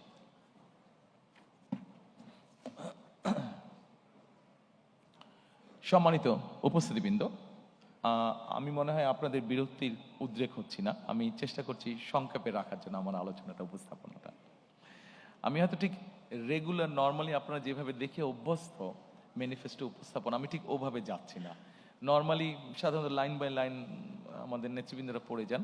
আমি যতটুকু বিশ্বাস করি, যতটুকু বুঝি, যতটুকু জানি, যে জিনিসগুলো আমি বিশ্বাস করি আপনাদের সামনে আমি সেই জিনিসগুলোই উপস্থাপনের চেষ্টা করছি। অবশ্যই এর অর্থ এই নয় যে বাকি জিনিসগুলোর সাথে আমি একমত নেই, অবশ্যই বাকি জিনিসগুলোর সাথে আমি একমত। আমার পার্টির নেতৃবৃন্দ, আমাদের এক্সপার্টসরা মিলে সব কিছু তৈরি করেছেন, সবগুলোর সাথেই আমি একমত যে এই সবগুলোই কাজ আমরা পর্যায়ক্রমিকভাবে ইনশাল্লাহ করব। তবে এখানে যেই বিষয়গুলো আমার কাছে বেশি ভালো লেগেছে বা বেশি পছন্দ, সেই বিষয়গুলো আপনাদের সামনে আমি সংক্ষেপে উপস্থাপন করছি। সম্মানিত উপস্থিতবৃন্দ, আসুন এরপরে কৃষি এবং খাদ্য। কৃষির ব্যাপারে কৃষক কার্ড নিয়ে আমি আপনাদেরকে কিছুটা বলেছি। এই কৃষক কার্ড আমরা বিশ্বাস করি কৃষি এবং কৃষককে একটা খুব স্ট্রং সাপোর্ট দিবে, যেটি লং রানে আমাদের কৃষি এবং কৃষককে গড়ে তুলতে আমাদের জন্য, দেশের জন্য এটা ভালো হবে। আমরা এর মধ্যে একটি সিদ্ধান্ত গ্রহণ করেছি, যেটি আমরা 91 সালেও কাজটি করেছিলেন দেশনেত্রী খালেদা জিয়া যখন উনি সরকার গঠন করেন। এইবার ইনশাল্লাহ 12 তারিখে আমরা সরকার গঠনে সক্ষম হলে 10,000 টাকা পর্যন্ত কৃষি ঋণ, সেটিকে আমরা সুদ সহ মওকুফ করতে চাই। আমরা হিসাব করে দেখেছি, আমাদের কাছে যে স্ট্যাটিস্টিক্স আছে, আমরা হিসাব করে দেখেছি যে এই মুহূর্তে যত ঋণ আছে 10,000 টাকা পর্যন্ত কৃষি ঋণ যদি আমরা মওকুফ করি, সেটা সরকারের এমন কিছু চাপ পড়বে না। কাজে কৃষকদেরকে একটা সাপোর্ট দেওয়ার জন্য এই কাজটি আমরা করতে চাই। সম্মানিত উপস্থিতিবৃন্দ, আমরা একটি কাজ শুরু করতে চাই। এই কাজটি পরিবেশের সাথে সম্পর্কিত, এই কাজটি কৃষির সাথে সম্পর্কিত, এই কাজটি প্রকৃতির অনেক কিছুর সাথে সম্পর্কিত। সেটা হচ্ছে খাল খনন কর্মসূচি আমরা শুরু করতে চাই।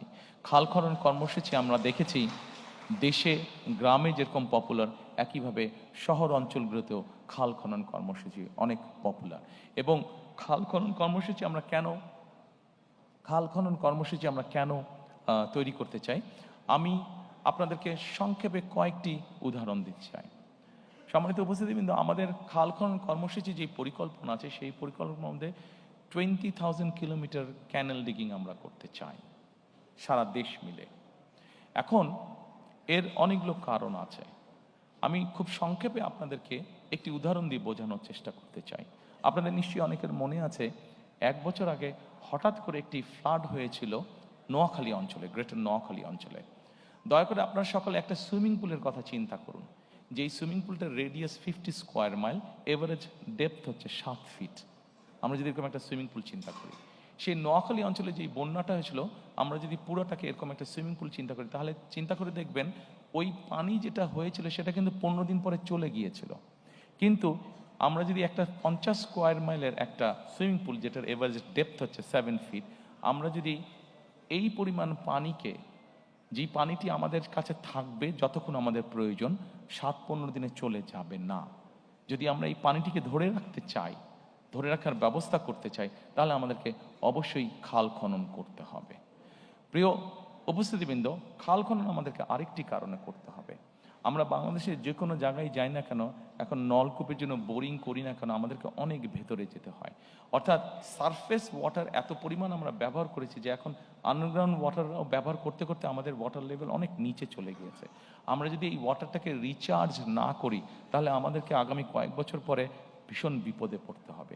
খাল খনন হচ্ছে এটির অন্যতম আরেকটি কারণ। আমাদের একটি প্রবলেম আছে, আর্সেনিক প্রবলেম। বাংলাদেশের বিভিন্ন অঞ্চলে আর্সেনিক প্রবলেম আছে। আপনি যত আন্ডারগ্রাউন্ড ওয়াটার টেনে তুলবেন, আর্সেনিক আস্তে আস্তে উপরে আসতে শুরু করবে। আপনি যত ওয়াটার রিচার্জ করবেন, আস্তে আস্তে আর্সেনিকটা ডাইলিউট হতে লাগবে, নিচে চলে যেতে লাগবে। কাজেই বিভিন্ন বিষয়ে যদি আমরা বিবেচনা করি, সম্মানিত উপস্থিতি, কিন্তু আপনারা নিশ্চয়ই লক্ষ্য করেন অনেক সময় যখন ঢাকা থেকে একটু বাইরে টেরে যান, আপনারা বাই রোড যান, আপনারা খেয়াল করে দেখবেন রাস্তার দুই ধারে কম বেশি যেই গাছগুলো থাকে, দেখবেন গাছগুলো কেমন যেন নেতিয়ে পড়েছে। এই নেতিয়ে পড়ার আরেকটা কারণ হচ্ছে ওই এলাকায় যে আন্ডারগ্রাউন্ড ওয়াটার লেভেল আছে এত নিচে চলে গিয়েছে যে গাছগুলো তার শিকড় আর নিচে পাঠাতে পারে না, এত নিচে চলে গিয়েছে। কাজে আমাদের এই প্রকৃতিকেও যদি আমাদের ঠিক করতে হয়, ধীরে ধীরে যদি আবার একটা স্বাভাবিক পরিস্থিতি ফিরিয়ে আনতে হয়, তাহলে আমাদের ক্যানেল ডিগিং করা অত্যন্ত প্রয়োজন। আমাদের পরিকল্পনার মধ্যে একটি রয়েছে বরেন্দ্র প্রকল্প পুনর্চালুকরণ করা। এই বরেন্দ্র প্রকল্প সম্পর্কে আপনাদের অনেকেরই ধারণা আছে। এটি রাজশাহী, চাঁপাইনবাবগঞ্জ, রাজশাহী ওইদিকে শুরু হয়েছিল এবং এটির বিস্তার মোটামুটি ঠাকুরগাঁ, পঞ্চগড় পর্যন্ত। এই বরেন্দ্র প্রকল্প চালু করার পরে আমাদের পুরো উত্তরাঞ্চলের কৃষির উৎপাদনই একদম পাল্টে গিয়েছিল। এই প্রকল্পটি মোটামুটিভাবে এখন অলমোস্ট মৃত পায়। আমরা চাই এই প্রকল্পটিকে আবার চালু করার জন্য। সম্মানিত উপস্থিতিবৃন্দ, আমাদের এই কৃষি এবং খাদ্যের মধ্যে আপনি যদি খেয়াল করেন, ডান দিকে একটি আছে জলবায়ু ঝুঁকি মোকাবেলা। জলবায়ু ঝুঁকি মোকাবেলা আমরা সিদ্ধান্ত গ্রহণ করেছি, আমরা পরিকল্পনা গ্রহণ করেছি যে এই ঝুঁকিটা আমাদের জন্য অত্যন্ত রিস্কি একটা ঝুঁকি। আমরা যদি দেখি আমাদের দক্ষিণাঞ্চল যেভাবে গাছপালা মরে যাচ্ছে, দক্ষিণাঞ্চলে যেভাবে নদী নালা শুকিয়ে যাচ্ছে, যেভাবে সমুদ্রের পানি উপরে উঠে আসছে, আমরা যদি দেখি আমাদের সারা বাংলাদেশে কিভাবে ফরেস্টেশন ধীরে ধীরে কমে যাচ্ছে, তাহলে আমাদেরকে ইমিডিয়েট এই কাজটিতে হাত দিতে হবে। এবং আমরা ঠিক করেছি 5 বছরে আমরা চেষ্টা করব, 5 বছরে আমরা চেষ্টা করব, যদিও খুব অ্যাম্বিশিয়াস প্রোগ্রাম, তারপরে আমাদের পরিকল্পনা আছে এবং 5 বছরে আমরা চেষ্টা করছি প্রায় 50 কোটির কাছাকাছি বৃক্ষরোপণ করার জন্য। এরই ভিতরে আমাদের যারা এক্সপার্ট আছেন তারা মোটামুটিভাবে কাজ করেছেন যে কোন এলাকার কোন বৃক্ষটা ভালো হবে, সেভাবে আমরা আমাদের পরিকল্পনা সাজিয়েছি। কাজেই টেকনাফে যে বৃক্ষটা হবে, তেঁতুলিতেও সেটা হতে পারে, কিন্তু অত ভালো হবে না, কারণ ওখানকার সয়েল ইজ ডিফারেন্ট, ক্লাইমেট আবহাওয়া কিছুটা ডিফারেন্ট। সেই জন্য আমরা সেভাবেই চিন্তা ভাবনা করেছি। এবং আরেকটি জিনিস করেছি, এখন যেটা মডার্ন যুগে করা যায়, আপনি স্যাটেলাইট ইমেজ দিয়ে আপনি কোনো জায়গায় যদি 500 গাছ লাগান, আপনি যদি 500 গাছের চারা ওখানে রোপণ করতে চান, ওখানে 500 চারা রোপণ হলো কি হলো না, আপনি স্যাটেলাইট ইমেজ দিয়ে কিন্তু ওটা ঘরে বসে আপনি দেখতে পারবেন, মনিটর করতে পারবেন। সেজন্য এই সুবিধাটাও আমাদের আছে। তো আমাদেরকে জলবায়ুর ঝুঁকি মোকাবেলা করার জন্য আমাদেরকে জলবায়ুর উপযোগী যেই গাছগুলো আছে সেগুলো লাগাতে হবে, সেগুলো রোপণ করতে হবে। যেমন আমরা যদি ঢাকা শহরে, এই বোধহয় গত পরশুদিনও আমরা কোনো একটা নিউজে আমি দেখলাম যে ঢাকা শহর বোধহয় পলিউশনে আবার বোধহয় কয়েকটার মধ্যে প্রথম বা দ্বিতীয় তৃতীয় এরকম হয়েছে। কাজেই এই ঢাকা শহরের এয়ারকেও যদি ফিল্টার করতে হয়, আপনাদের নিশ্চয়ই অনেকের জানা আছে যে নিম গাছ সাধারণত অন্য নর্মাল গাছের থেকে 3 গুণ বেশি অক্সিজেন প্রডিউস করে। কাজে আমরা যদি নিম গাছ প্রচুর পরিমাণে ঢাকা শহরে লাগাতে সক্ষম হই, রোপণ করতে সক্ষম হই, তাহলে আমরা কিছুটা হলেও আমাদের ঢাকা শহরের বাতাসকে আমরা ফিল্টার করতে পারবো। অবশ্যই এর বাইরে আমাদেরকে অনেকগুলো স্টেপ গ্রহণ করতে হবে, যেমন ডিজেল ইঞ্জিনের ব্যবহার কমিয়ে আনতে হবে, ফসিল ফুয়েল যেগুলোতে ব্যবহার হয় সেগুলো আমাদেরকে কমিয়ে আনতে হবে, আমাদেরকে ইলেকট্রিক ভেহিকলকে মোর এনকারেজ করতে হবে। সম্মানিত উপস্থিতিবৃন্দ, আমাদের কৃষিতে একটি বিরাট বড় সমস্যা আছে, সেটি হচ্ছে কৃষক এবং বাজারের সরাসরি যে সংযোগটা, এটা বিভিন্ন কারণে আমাদের পক্ষে হয়তো গড়ে তোলা সম্ভব হয়নি। আমাদের পরিকল্পনা আছে যে কিভাবে কৃষক এবং বাজারকে আমরা সরাসরি সম্পৃক্ত করতে পারি, অর্থাৎ মিডলম্যানের যে প্রকৃতি আছে সেটাকে কিভাবে কমিয়ে আনা যায় এবং একই সাথে ট্রান্সপোর্টেশন কস্ট কিভাবে কমিয়ে আনা যায়, এই বিষয়টি আমাদের পরিকল্পনার মধ্যে আছে। সো দ্যাট তাহলে কৃষিজাত উৎপন্ন যে দ্রব্যগুলো সেগুলোর দামটা আমরা কমিয়ে আনতে পারবো। সেটাকে দাম যদি আমরা কমিয়ে আনতে পারি তা আমরা মানুষের কাছে কম মূল্যে আমরা পৌঁছে দিতে সক্ষম হব। আমাদের আরেকটি বড় পরিকল্পনা আছে বা বড় সমস্যা আছে, সেই জন্যই আমরা পরিকল্পনা গ্রহণ করেছি।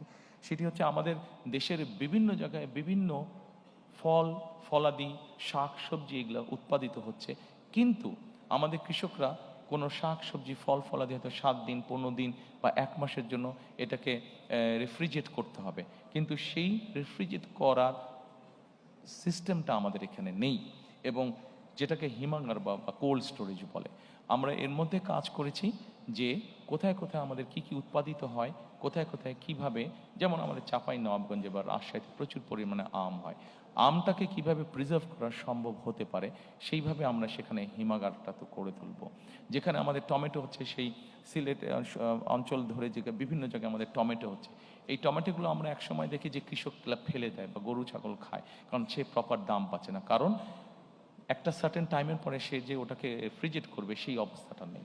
কাজে এই সবগুলো জিনিসকে আমরা মার্ক করেছি এবং ধীরে ধীরে আমরা এই হিমাগার সিস্টেম বা রেফ্রিজারেট সিস্টেমটাকে আমরা গড়ে তুলতে চাই।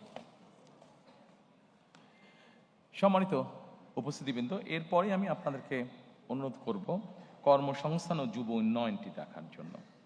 কর্মসংস্থান এবং যুব উন্নয়ন, আমাদের প্রায় 27 লক্ষ বেকার আছে, এর মধ্যে 9 লক্ষ হচ্ছে আমাদের শিক্ষিত বেকার। প্রতি বছর বেকারের সংখ্যা বাড়ছে বই কমছে না। আমরা যদি আমাদের ডেমোগ্রাফি দেখি, পপুলেশন ডেমোগ্রাফিটা দেখি যে 15-20 বছর থেকে আমাদের 60-62 বছর পর্যন্ত, তাহলে এটির সুবিধা আমরা পাবো 2040 সাল পর্যন্ত। অর্থাৎ আমাদের যারা এখন ইয়াং জেনারেশন আছে এদেরকে যদি আমরা আগামী 40 সালের ভিতরে কর্মসংস্থানের ব্যবস্থা করতে না পারি, তাহলে আমরা আমাদের অর্থনৈতিক যে গতি আছে এটিকে আমরা তৈরি করতে পারবো না। অর্থনৈতিক যে সমৃদ্ধি আছে সেই সমৃদ্ধিটাকে আমরা কাজে লাগাতে পারবো না।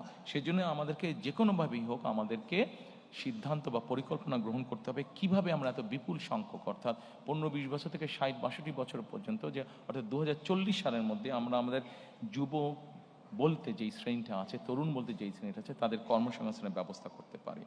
আমরা এখানে অনেকগুলো বিষয় চিন্তা করেছি, তার মধ্যে 2-3টি বিষয় আমি আপনাদের সাথে আলোচনা করব। যেমন বিদেশি ভাষা, আমাদের দেশ থেকে প্রচুর মানুষ বাইরে যায়। আমরা যদি এই মানুষগুলোকে যারা বাইরে যায় এদেরকে যদি আমরা ল্যাঙ্গুয়েজ কোর্স দিতে পারি, তাহলে এটি কিন্তু তার জন্য একটা বেনিফিট হবে, এবং ল্যাঙ্গুয়েজ কোর্সের কারণেই কিন্তু সে অনেক জায়গায় দেশের বাইরে অনেক জায়গায় অনেক ইজিলি সে তার কর্মসংস্থানের ব্যবস্থা করতে পারবে। একই সাথে আমরা তাদের দক্ষতা অর্জনের জন্য দেশের বিভিন্ন জায়গায় এরিয়া বেসিসে আমরা বিভিন্ন ট্রেনিং ইনস্টিটিউট আমরা তৈরি করতে চাই, আমাদের এর ভিতরে আমরা যেটা কাজ করেছি সেটা হচ্ছে যে আমরা বিভিন্নভাবে চেক করেছি যে আগামী 10 বছর পর্যন্ত পৃথিবীর কোন কোন দেশে কি কি ধরনের মানুষ যেতে পারে, কি কি ধরনের মানুষ যাওয়ার কাজের স্কোপ আছে, সেটির ভিত্তিতে আমরা আমাদের ট্রেনিং ইনস্টিটিউটগুলোকে ঢেলে সাজানোর পরিকল্পনা করেছি। এর বাইরে আমাদের যেটা লক্ষ্য আছে সেটা এসএমই ঋণ প্রদান, অর্থাৎ এসএমই ছোট বা মিডিয়াম যে ইন্ডাস্ট্রিগুলো হবে সেখানে সহজ শর্তে ঋণ প্রদান করতে চাইছি। আমরা যারা অনলাইনে শপিং করে অ্যামাজন এবং আলিবাবা এই ধরনের প্রতিষ্ঠানের সাথে আপনাদের অনেকেরই পরিচয় আছে। এইখানে যেই দ্রব্যগুলো পাওয়া যায়, প্রোডাক্টগুলো পাওয়া যায়, এগুলো যে খুব রকেট সায়েন্স টাইপের প্রোডাক্ট তা না, এগুলা বরং এই প্রোডাক্টগুলো খুব সহজেই কিন্তু তৈরি করা সম্ভব হয়। আমরা যেটা করতে চাইছি, আমরা আমাদের এসএমই এন্টারপ্রেনার যারা থাকবে তাদেরকে আমরা এনকারেজ করতে চাইছি যে তারা এই ধরনের ছোট ছোট ছোট ছোট সেটআপগুলো তারা করুক, এবং আমরা সরকার থেকে তাদেরকে বিভিন্ন রকম সহযোগিতা করবো। অ্যাট দ্য সেম টাইম আমরা অ্যামাজন এবং আলিবাবা এই ধরনের প্রতিষ্ঠানের সাথে প্রাইমারি কথা বলেছি যে তারা তাদের প্রকিউরমেন্টটা বাংলাদেশ থেকে করুক। যখন তারা বাংলাদেশ থেকে তাদের প্রকিউরমেন্টটা করা শুরু করবে, খুব স্বাভাবিকভাবেই আমাদের এই মিল ফ্যাক্টরিগুলো চলবে, এবং এই মিল ফ্যাক্টরিগুলো চলা মানে কর্মসংস্থানের ব্যবস্থা হওয়া। সম্মানিত উপস্থিতিবৃন্দ, আমাদের আগামী দিনের লক্ষ্য হচ্ছে আমরা যেই পরিকল্পনায় গ্রহণ করি না কেন, প্রত্যেকটি পরিকল্পনা অন্যতম প্রাইমারি লক্ষ্য হচ্ছে আমাদের কর্মসংস্থান তৈরি করা, যত বেশি সংখ্যক কর্মসংস্থান তৈরি করা।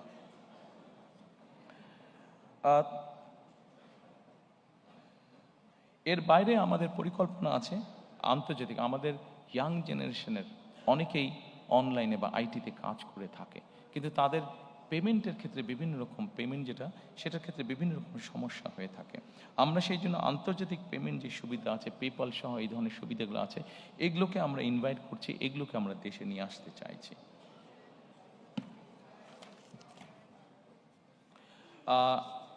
সম্মানিত উপস্থিতিবৃন্দ, এরপরে আমি শিক্ষা, মানব সম্পদ এবং স্বাস্থ্য সেবা এটির প্রতি আপনাদেরকে নজর দিতে বলবো। আমাদের শিক্ষা খাতে জিডিপির 5% আমরা বরাদ্দ করতে চাইছি, অবশ্যই একবারে না, সেটা পর্যায়ক্রমিকভাবে করতে চাইছি। আমরা ফ্রি ওয়াইফাই বিভিন্ন ইম্পর্টেন্ট জায়গাগুলোতে ফ্রি ওয়াইফাই আমরা ইন্ট্রোডিউস করতে চাইছি। আপনারা বলতে পারেন যে ফ্রি ওয়াইফাই এত সহজ নাকি দেওয়া? এটার জিনিসটা এমন হবে, কেউ যদি কোথাও ফ্রি ওয়াইফাইটা ব্যবহার করতে চায়, সে লগ ইন করার পরে তাকে ছোট একটি অ্যাড দেখতে হবে। অ্যাডটি ভালো লাগুক বা না লাগুক, অ্যাডটি তাকে দেখতে হবে। এই জন্য অ্যাডটি দেখতে হবে যে অ্যাডের মাধ্যমে ওখানকার যে খরচটা, সেই খরচটা উঠে আসবে, এবং তারপরে সে হয়তো 1 ঘন্টা বা 1.5 ঘন্টা সেই ফ্রি ওয়াইফাইটি ব্যবহার করতে পারবে। এর বাইরে আমরা ওয়ান টিচার ওয়ান ট্যাব, আমাদের প্রথমে প্রাইমারি স্কুল এবং তারপরে সেকেন্ডারি স্কুলে যত টিচার আছেন তাদেরকে আমরা পর্যায়ক্রমিকভাবে একটি ট্যাবের আন্ডারে নিয়ে আসতে চাইছি, যার মাধ্যমে তারা যেমন শিক্ষা দিতে পারবেন, একইভাবে তাদেরকে কোনো ট্রেনিং ইনস্ট্রাকশন দিতে হলে সেই ট্যাবের মাধ্যমে তাদেরকে আমরা সেন্ট্রালি সেই কাজটি আমরা করতে পারবো।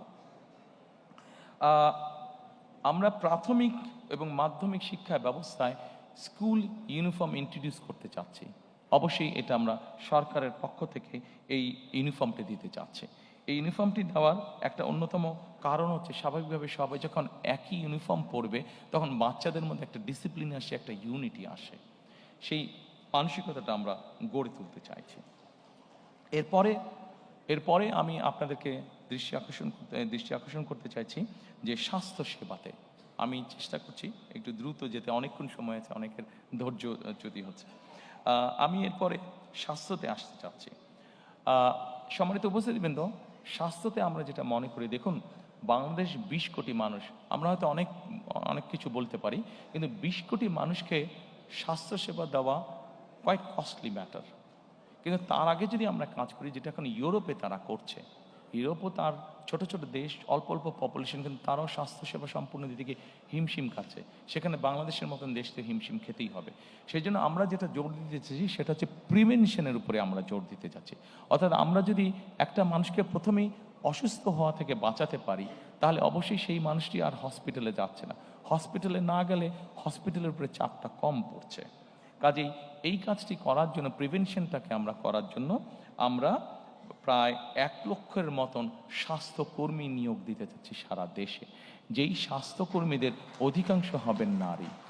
এই স্বাস্থ্যকর্মীরা মানুষের বাসায় বাসায় যাবে, গ্রামে গ্রামে বাসায় বাসায় যাবে, শহরেও বাসায় বাসায় যাবে, গিয়ে তাদেরকে স্বাস্থ্যসেবাটা ঘরে দেবে এবং তাদেরকে অ্যাওয়্যার করবেন যে এটা কাজ না করলে ডায়াবেটিক হবে না, এটা কাজ না করলে হাই প্রেশার বা কার্ডিয়াক প্রবলেম হবে না, এটা কাজ না করলে কিডনি প্রবলেম হবে না। এই ধরনের জিনিসগুলোকে তারা অ্যাওয়্যার করবেন।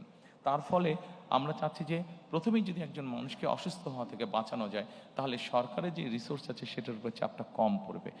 যেই রিসোর্স আছে সেটা দিয়ে যারা সত্যিকারভাবে অসুস্থ হবেন তাদেরকে কিছুটা হলেও বেটার ট্রিটমেন্ট দেওয়া যায়।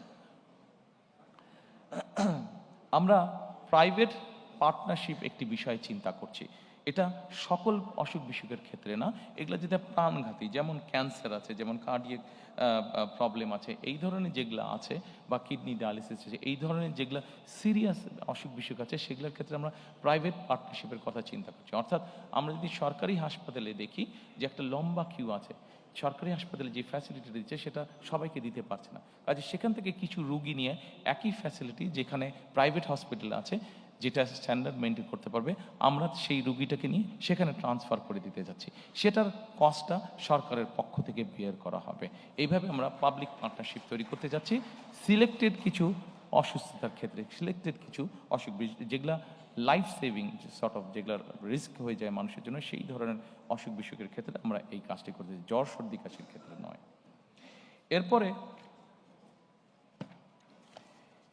এরপরে আমি আপনাদেরকে অনুরোধ করব প্রতিরক্ষা পররাষ্ট্র নীতিতে।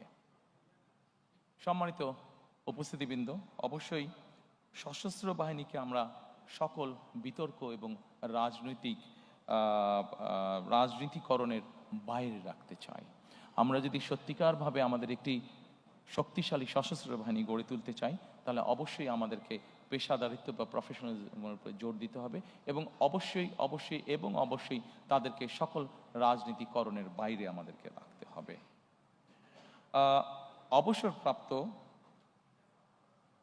অবসরপ্রাপ্ত সেনা সদস্যদের ক্ষেত্রে আমরা 1 র্যাঙ্ক 1 পেনশন পলিসিটা চালু করতে চাইছি।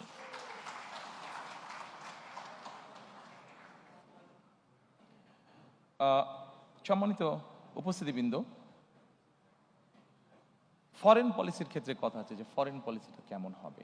আমি এক বাক্যে আপনাদেরকে বলছি, দেখুন, বাংলাদেশে 20 কোটি মানুষ, আমরা এর আগেই বলেছি বহু 4 কোটি বেকার আছে, স্বাস্থ্যর বিষয় আছে, কর্মসংস্থানের বিষয় আছে। আমাদের ফরেন পলিসিটা খুব সংক্ষেপে যদি বলি সেটাই হবে, অর্থাৎ আমার দেশের স্বার্থ, আমার দেশের মানুষের স্বার্থ রক্ষা করে যাদের বন্ধুত্ব সহযোগিতা পেলে আমরা আমাদের দেশে নতুন ব্যবসা বাণিজ্য প্রতিষ্ঠিত করতে পারবো, আমার দেশের মানুষের কর্মসংস্থানের ব্যবস্থা করতে পারবো, আমাদের দেশের অর্থনৈতিক অবস্থা শক্তিশালী হবে। অবশ্যই আমার দেশের স্বাধীনতা এবং সার্বভৌমত্ব অক্ষুণ্ণ রাখবে। এইটার ভিত্তিতেই আমরা আমাদের পররাষ্ট্রনীতি পরিচালিত করব, অর্থাৎ আমার দেশের মানুষের সমস্যার সমাধান করে আমার দেশের স্বাধীনতা এবং সার্বভৌমত্ব অক্ষুণ্ণ রেখেই আমাদের সাথে যাদের বন্ধুত্ব করা সম্ভব, অবশ্যই আমরা তাদের সাথে বন্ধুত্ব করব। আমাদের সামনে একটি বিরাট পররাষ্ট্রনীতিতে একটি বিরাট সমস্যা আছে, এটি মানবিক সমস্যা, সেটিকে আমরা সকলেই জানি, সেটি হচ্ছে রোহিঙ্গা সমস্যা যেটি আছে। আমাদের নিজেদের দেশের জনসংখ্যা প্রায় 20 কোটি। এই জনসংখ্যাকে আমাদের কর্মসংস্থানের ব্যবস্থা, খাদ্যের সংস্থা, চিকিৎসা ব্যবস্থা, সকল কিছু করতে হবে। আমাদের প্রায় 1.2 মিলিয়নের মতন আমাদের রোহিঙ্গা আছে। তারাও মানুষ, মানবিক দৃষ্টিকোণ থেকে অবশ্যই তাদের দেশে যে অবস্থা, আমরা এখানে বাংলাদেশ তাদেরকে আশ্রয় দিয়েছে, অবশ্যই আমরা তাদেরকে দেখব, কিন্তু অ্যাট দ্য সেম টাইম আমরা চাবো যে তাদের এলাকায়, তাদের ঘরে তাদের জন্য সেফ একটা সিচুয়েশন তৈরি হোক এবং ধীরে ধীরে তারা তাদের এলাকায় ফিরে যাক। অর্থাৎ আমরা রোহিঙ্গা প্রত্যাবর্তন, সেফ প্রত্যাবর্তন আমরা নিশ্চিত করতে চাই। সম্মানিত উপস্থিতিরা, আমাদের পদ্মা, তিস্তা সহ বিভিন্ন নদীর পানির বন্টনের আমাদের কিছু অসুবিধা আছে। আমরা চাই যাদের সাথে আমাদের এই অসুবিধা আছে তাদের সাথে বসে আলোচনা করে আমরা এই সমস্যার সমাধান করতে চাই, যাতে আমার দেশের মানুষ তার পানির ন্যায্য হিসা পেতে পারে। আমরা আমাদের পররাষ্ট্র মন্ত্রণালয়কে মোর অ্যাক্টিভ করার মাধ্যমে আমাদের যে প্রায় 1.5 কোটি প্রবাসী বিদেশে আছেন, তারা যাতে আরও বেটারভাবে ট্রিটেড হন, সেই বিষয়ে আমরা উদ্যোগ গ্রহণ করতে চাই। আমাদের যে বিভিন্ন দূতাবাসগুলো আছে সেগুলোকে মোর মডার্নাইজ এবং মোর অ্যাক্টিভ করার মাধ্যমে।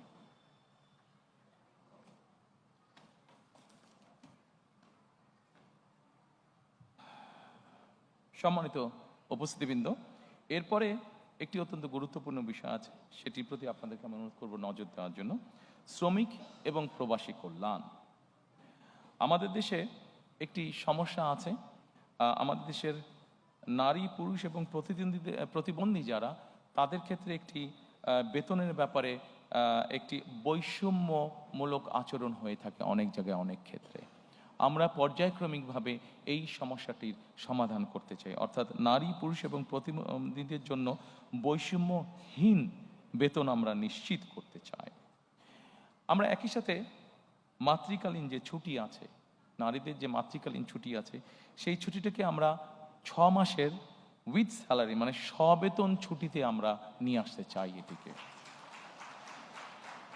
আমরা পর্যায়ক্রমিকভাবে শিশু শ্রম বন্ধ করার পরিবেশ আমরা নিশ্চিত করতে চাই। প্রিয় সহকর্মীবৃন্দ, আমাদের যে 1.5 কোটি প্রবাসী আছেন, এই প্রবাসীদের জন্য আমরা একটি প্রবাসী কার্ড ইন্ট্রোডিউস করতে চাই। এই কার্ডটি তাকে ব্যাংকিং ফ্যাসিলিটি দিবে এবং এই কার্ডটির মধ্যে তার সব রকম ডিটেলস থাকবে। যখন উনি ফিরে আসবেন এই কার্ডটির মাধ্যমে উনি কি কি কাজ করেছেন সেটার উপরে ভিত্তি করে যাতে তাকে আমরা একটা দেশে সুন্দর পরিবেশের নিশ্চয়তা দিতে পারি। এটিকে আমরা নাম দিয়েছি, যেটি আমরা প্রবর্তন করতে চাই, এটিকে আমরা নাম দিয়েছি প্রবাসী কার্ড।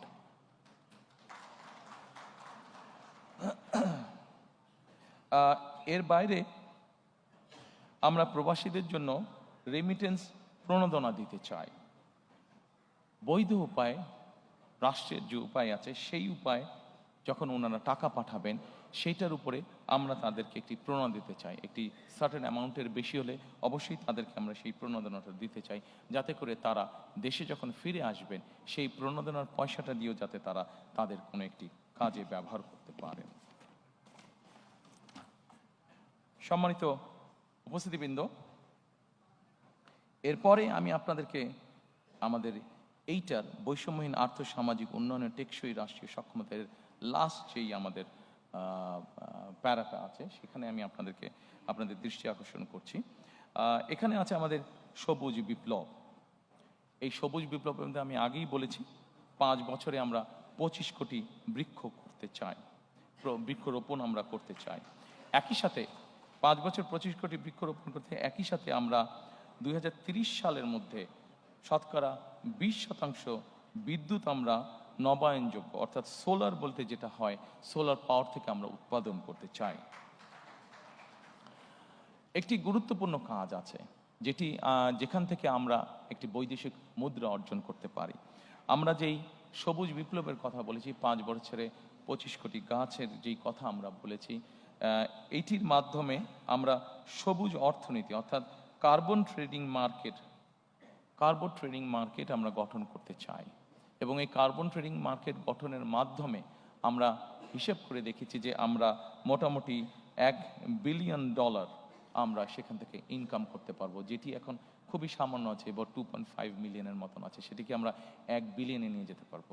আমরা যদি আমাদের এই বৃক্ষরোপণ সবুজ বনায়নের এই কার্যগুলো যদি আমরা মোটামুটি প্ল্যান অনুযায়ী সম্পাদন করতে পারি তাহলে এই $1 বিলিয়ন আমাদের জন্য ইনকাম করা খুব কঠিন কিছু হবে না। সম্মানিত উপস্থিতিবৃন্দ, 3R reduce, recycle and reuse. আমরা প্লাস্টিক এবং এই জাতীয় জিনিসের ক্ষেত্রে এই 3R এর উপরে আমরা গুরুত্ব আরোপ করতে চাই। আমাদের পরিবেশকে যদি আমাদের রক্ষা করতে হয়, আমাদের পরিবেশকে যদি আমাদের বসবাস উপযোগী করে রাখতে হয়, তাহলে এই 3Rকে আমরা যে কোনোভাবে বাস্তবায়ন করতে চাই। আমি শিওর এই ঘরে যারা উপস্থিত আছেন সবাই আমাদেরকে এই ব্যাপারে সহযোগিতা করবেন। এরপরে আমি আপনাদেরকে নিয়ে যেতে চাই আমাদের 3rd চ্যাপ্টারে, সেটা হচ্ছে ভঙ্গুর অর্থনীতির পুনর্গঠন ও পুনরুদ্ধার। আমরা অনেক কিছু প্ল্যান করলে আমাদের ইকোনমি যদি ঠিক না থাকে আমরা কোনো কিছুই বাস্তবায়ন করতে সক্ষম হব না। সম্মানিত উপস্থিতিবৃন্দ, আমরা এই ভঙ্গুর অর্থনীতির পুনর্গঠন ও পুনরুদ্ধারে আমরা কয়েকটি সেক্টর করেছি। অর্থনীতির গণতন্ত্রায়ন, বিনিয়োগ ও আর্থিক প্রতিষ্ঠানের সংস্কার, শিল্প খাত ও সৃজনশীল অর্থনীতির উন্নয়ন, সেবা খাত, বিদ্যুৎ জ্বালানি, পরিবহন খাত, আইসিটি, রাজস্ব আয় ও ব্যয় ব্যবস্থাপনা। আমরা অর্থনৈতিক গণতন্ত্রায়ন, প্রথমেই যেটা বলেছি, অর্থনৈতিক গণতন্ত্রায়ন অথবা অর্থনৈতিক অলিগার যে কাঠামো ছিল সেটিকে আমরা ভাঙতে চাই। অর্থনৈতিক গণতন্ত্রায়নটা কি? অর্থনৈতিক গণতন্ত্র হচ্ছে কতিপয় কোনো বিজনেস হাউসের মধ্যে না রেখে বরঞ্চ আমরা গণতন্ত্রটাকে অর্থনীতিকে আমরা ডিস্ট্রিবিউট করতে চাই, যেখানে কম বেশি সকল মানুষের একটি এন্ট্রি থাকবে, সকল মানুষের অধিকার থাকবে গণতন্ত্রতে নিজের কন্ট্রিবিউশনটা করার মতন। অর্থাৎ সকলের অংশগ্রহণমূল্য এবং সবার জন্য উন্মুক্ত একটা অর্থনীতি আমরা গড়ে তুলতে চাই। সম্মানিত উপস্থিতিবৃন্দ, একজন রাজনৈতিক কর্মী হিসাবে আমার যেটি অবজারভেশন, যে কোনো দেশের অর্থনৈতিক বুনিয়াদ তখনই শক্তিশালী হয়, অর্থনৈতিক স্থিতিশীলতা তখনই হয় যখন সেই দেশের মধ্যবিত্ত শ্রেণীটি অনেক বড় আকার ধারণ করে। আমাদের পরিকল্পনা হচ্ছে অর্থনীতির ক্ষেত্রে আমরা বাংলাদেশের মধ্যবিত্ত শ্রেণী বলতে, যেটি কয়েক বছর আগেও প্রায় ধ্বংসপ্রাপ্ত ছিল, সেই মধ্যবিত্ত শ্রেণীটিকে আমরা অর্থনৈতিকভাবে ধীরে ধীরে ধীরে ধীরে শক্তিশালী করে গড়তে তুলতে চাই। আমি আগেই বলেছি, আমাদের অর্থনৈতিক বা যে কোনো পরিকল্পনার মূল অন্যতম লক্ষ্য হচ্ছে কর্মসংস্থান তৈরি করা। যত বেশি সংখ্যক কর্মসংস্থান, যে কোনো বিনিয়োগ বলেন, যে কোনো অর্থনৈতিক কার্যক্রম বলেন, প্রত্যেকটিতে আমাদের লক্ষ্য থাকবে কর্মসংস্থানের তৈরি করা, যত বেশি সংখ্যক কর্মসংস্থান। কারণ আমরা মনে করি যত বেশি সংখ্যক কর্মসংস্থান আমরা তৈরি করতে সক্ষম হব, তত বেশি অর্থনীতি বা ইকোনমি তত বেশি সচল হবে আমাদের। এবং সেই জন্যই আমরা বলেছি যে আমরা 2034 সালের মধ্যে আমরা বাংলাদেশের অর্থনীতিকে $1 ট্রিলিয়ন অর্থনীতিতে নিয়ে যেতে চাই। সম্মানিত উপস্থিতিবৃন্দ, এরপরে আমি আপনাদের দৃষ্টি আকর্ষণ করতে চাই, অনেকগুলো বিষয় আছে এখানে, অনেক লম্বা বিষয়, আমি সংক্ষেপ থাকার চেষ্টা করব। বিনিয়োগ এবং প্রাতিষ্ঠানিক সংস্কার। বিনিয়োগ এবং প্রাতিষ্ঠানিক সংস্কারে এফডিআই ক্যাপ্টেন আমরা নিয়োগ করতে চাই, অর্থাৎ ফরেন ইনভেস্টমেন্ট যারা আসবে, এই ফরেন ইনভেস্টমেন্ট যারা আসবে তাদেরকে বিভিন্ন সময় বিভিন্ন বিড়ম্বনা ভোগ করতে হয়। আমরা যেটা করতে চাই সেটা হচ্ছে আমরা একজন ক্যাপ্টেনকে নিয়োগ করতে চাই, যার দায়িত্ব হবে যে বিদেশি বিনিয়োগটা আসবে তার যাবতীয় যত কাগজপত্র, যত কিছু ফর্মালিটিস আছে, সেই ক্যাপ্টেন তার হয়ে সকল কাজগুলো সম্পন্ন করবে। তারা সকল কাজগুলো সম্পন্ন করবে যাতে সেই বিদেশি বিনিয়োগকারী হতাশ হয়ে ফিরে যেতে না হয় তাদেরকে। আমরা একটি পলিসি গ্রহণ করতে চাই অর্থনীতির ক্ষেত্রে।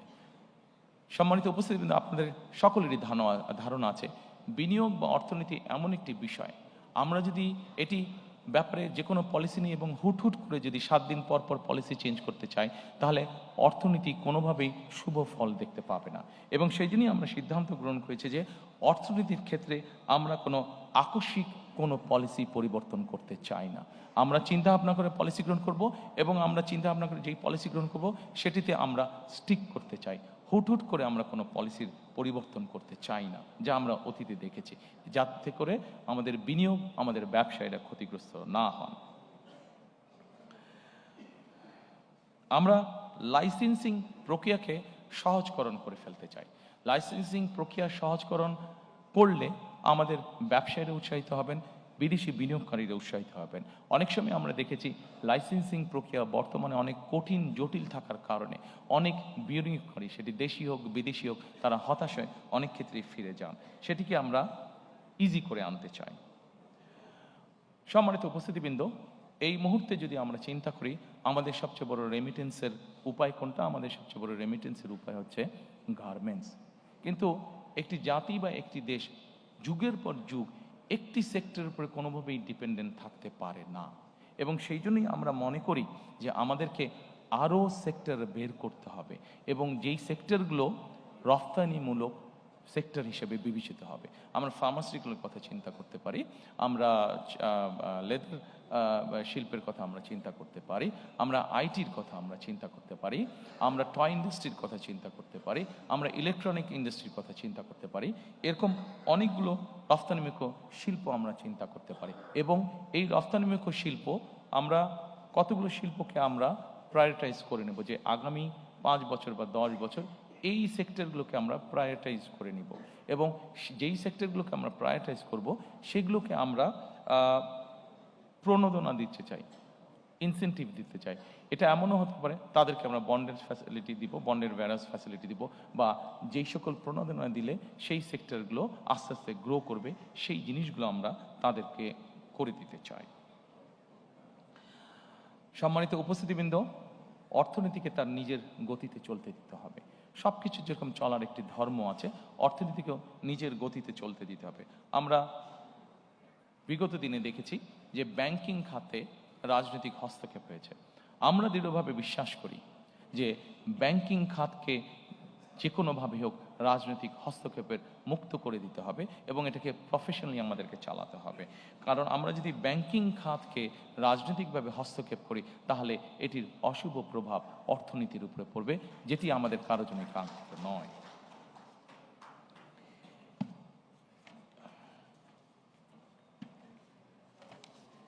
এরপরে আমি আপনাদেরকে অনুরোধ করব শিল্প খাত ও সৃজনশীল অর্থনীতির উন্নয়ন এই বিষয়টি দেখার জন্য। এর মধ্যেই আমি আপনাদের কাছে বলেছি যে আমরা নতুন নতুন শিল্প গঠনের আমরা চেষ্টা করব। এর মধ্যে একটি বিষয় আছে, বিশেষ করে ক্ষুদ্র ও কুটির মাঝারি শিল্প যেটা আছে, এগুলোকে আমরা টার্গেটেড সাপোর্ট আমরা দিতে চাই। এগুলোকে আমরা টার্গেটেড সাপোর্ট দিতে চাই, যে এসএমই আছে, ক্ষুদ্র এবং কুটির শিল্প যেগুলো আছে। আমরা এর আগে দেখেছি, বিগত সময়ে আমরা দেখেছি অনেক বিনিয়োগ হয়েছে, কিন্তু কর্মসংস্থানের ব্যবস্থা হয়নি। আমরা 100 মিলিয়ন দিয়ে একটা ফ্যাক্টরি যদি করি, কিন্তু ওটাতে যত না মানুষ কর্মসংস্থানের ব্যবস্থা হবে, আমরা যদি 10 মিলিয়ন দিয়ে বা 1 মিলিয়ন দিয়ে কোনো ফ্যাক্টরি করি, আমরা দেখেছি যে সেখানে অধিক কর্মসংস্থানের ব্যবস্থা হয়ে থাকে। সেজন্যই আমরা আভ্যন্তরীণ শিল্প ভিত্তিকে শক্তিশালী করা এবং শিল্প খাতের বহুমুখীকরণের লক্ষ্যে আমাদের সরকার বিভিন্ন ধরনের প্রণোদনা প্রদানের পরিকল্পনা আমরা গ্রহণ করেছি। বিশেষ করে ক্ষুদ্র কুটির এবং মাঝারি শিল্পে সুনির্দিষ্ট বা টার্গেটেড সাপোর্ট প্রদানের উপরে আমরা বিশেষ গুরুত্ব আরোপ দিতে চাই। এখানে বিভিন্ন রাজনৈতিক কারণে, বিভিন্ন কারণে বাংলাদেশের বহু শিল্প বন্ধ হয়ে গিয়েছে। শিল্প বন্ধ হওয়া মানেই অর্থনীতির গতি থেমে যাওয়া। শিল্প বন্ধ হওয়া মানেই বহু মানুষ বেকার হয়ে যাওয়া। শিল্প বন্ধ হওয়ার মানেই বহু মানুষের সংসার বসে যাওয়া, বহু শিক্ষার্থীর জীবন নষ্ট হয়ে যাওয়া। সেজন্যই আমরা সিদ্ধান্ত গ্রহণ করেছি, যেসব বন্ধ শিল্প আছে প্রত্যেকটির জন্য দরকার হলে আলাদা আলাদাভাবে বসে আমরা পলিসি বের করব, যে ওই শিল্পগুলোকে যাতে আবার চালু করা যায় এবং সেখানে যাতে আবার অর্থনৈতিক কর্মচাঞ্চল্য শুরু হয়, সেখানে যাতে আবার নতুন করে কর্মসংস্থানের ব্যবস্থা হয়। আমি এরপরে যেই লাইনটি আছে, এটা আমি আপনাদের সামনে এর মধ্যে অলরেডি উল্লেখ করেছি, যে রফতানিমুখী শিল্পগুলোকে আমরা বন্ডেড ওয়্যারহাউস সুবিধা আমরা দিতে চাই। সম্মানিত উপস্থিতিবৃন্দ, বাংলাদেশে এরকম অনেক অঞ্চল আছে, আমরা যদি ভালো করে লক্ষ্য করে থাকি, বাংলাদেশে এরকম অনেক অঞ্চল আছে, বিভিন্ন অঞ্চলের বিভিন্ন কতগুলো সুবিধা আছে। কাজেই আমরা যদি এই বিষয়গুলোকে স্টাডি করি, তাহলে আমরা এক অঞ্চলের পণ্য দিয়েই আমরা বিভিন্ন এলাকা গড়ে তুলতে পারি। যেমন টাঙ্গাইলে, আমরা যদি টাঙ্গাইলে দেখি, টাঙ্গাইলের বিভিন্ন অঞ্চলে আমরা নামাজ পড়ার সময় যে টুপিটা ব্যবহার করে থাকি, সেই টুপিটা তৈরি হচ্ছে এবং এই টুপি সারা বিশ্বের বিভিন্ন জায়গায় যাচ্ছে। কাজে আমরা যদি ওই শিল্পটাকে ওখানে এনকারেজ করি, যারা করছে তাদেরকে সহযোগিতা করি এবং আরও নতুন যারা করতে চায় তাদেরকে যদি সহযোগিতা করি, তাহলে আরও অধিক সংখ্যক মানুষের যেরকম কর্মসংস্থান হবে, আরও অধিক সংখ্যক এক্সপোর্ট যাবে এবং এক্সপোর্ট যাওয়া মানে আমাদের more number of foreign currency we can earn. সম্মানিত উপস্থিতিবৃন্দ, এরপরে আছে আমাদের দেশের যেই হস্তশিল্প আছে। আমরা খেয়াল করে দেখেছি অধিকাংশ হস্তশিল্প বা ক্রিয়েটিভ ইন্ডাস্ট্রিতে আমরা খেয়াল করে দেখেছি যে আমাদের নারী শ্রমিকরা কাজ করে থাকেন। আমরা এই সেক্টরটিকে উৎসাহিত করতে চাই, বিভিন্ন রকম সাহায্য সহযোগিতায় উৎসাহিত করতে চাই।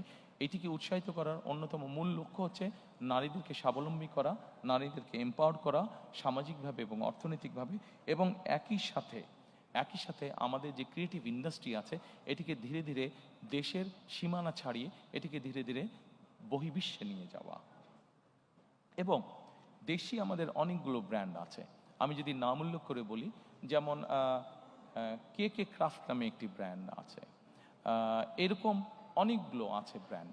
আমরা পৃথিবীর বড় বড় দেশ যেগুলো আছে, আমরা বাংলাদেশের এরকম শিল্প যারা আছে, এই শিল্পগুলোকে যদি আমরা সাপোর্ট দিই, যে তারা পৃথিবীর বড় বড় যেই স্টোরগুলো আছে সেখানে যদি তাদেরকে সাপোর্ট দিই, যে ঠিক আছে আগামী 1 বছর 2 বছর বা 3 বছরের জন্য তোমাদেরকে আমরা ট্যাক্স রিবেট সহ বিভিন্ন সুবিধা দিচ্ছি, তাহলে আমরা আমাদের এই দেশীয় ব্র্যান্ডগুলোকে আন্তর্জাতিক মার্কেটে আমরা একটা বসার বা দাঁড়ানোর মতন একটা সুবিধা আমরা তাদেরকে তৈরি করে দিতে সক্ষম হব।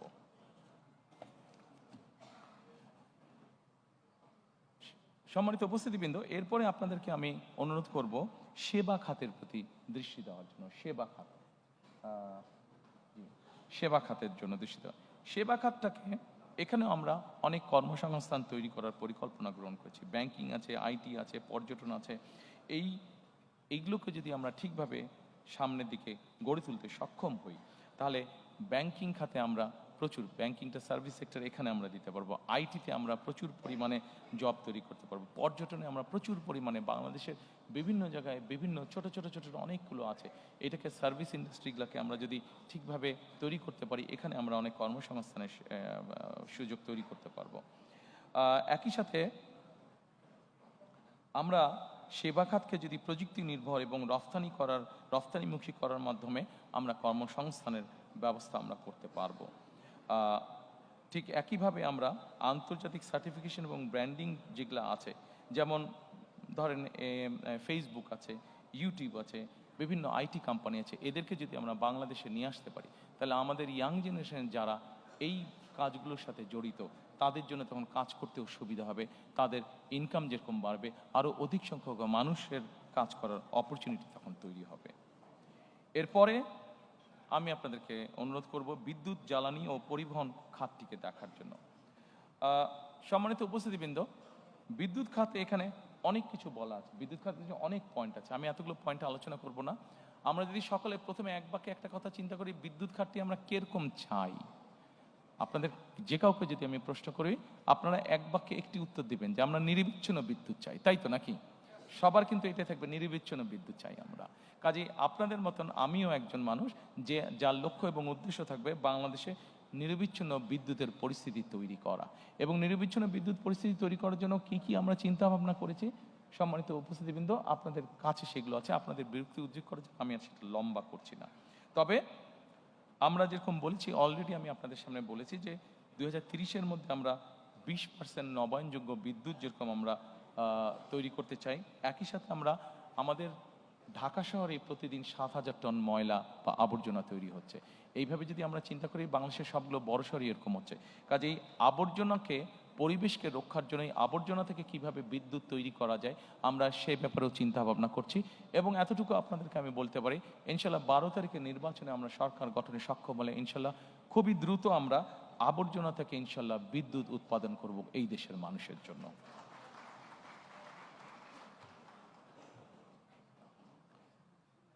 সম্মানিত উপস্থিতিবৃন্দ, এরপরে আছে যোগাযোগ ও পরিবহন খাত।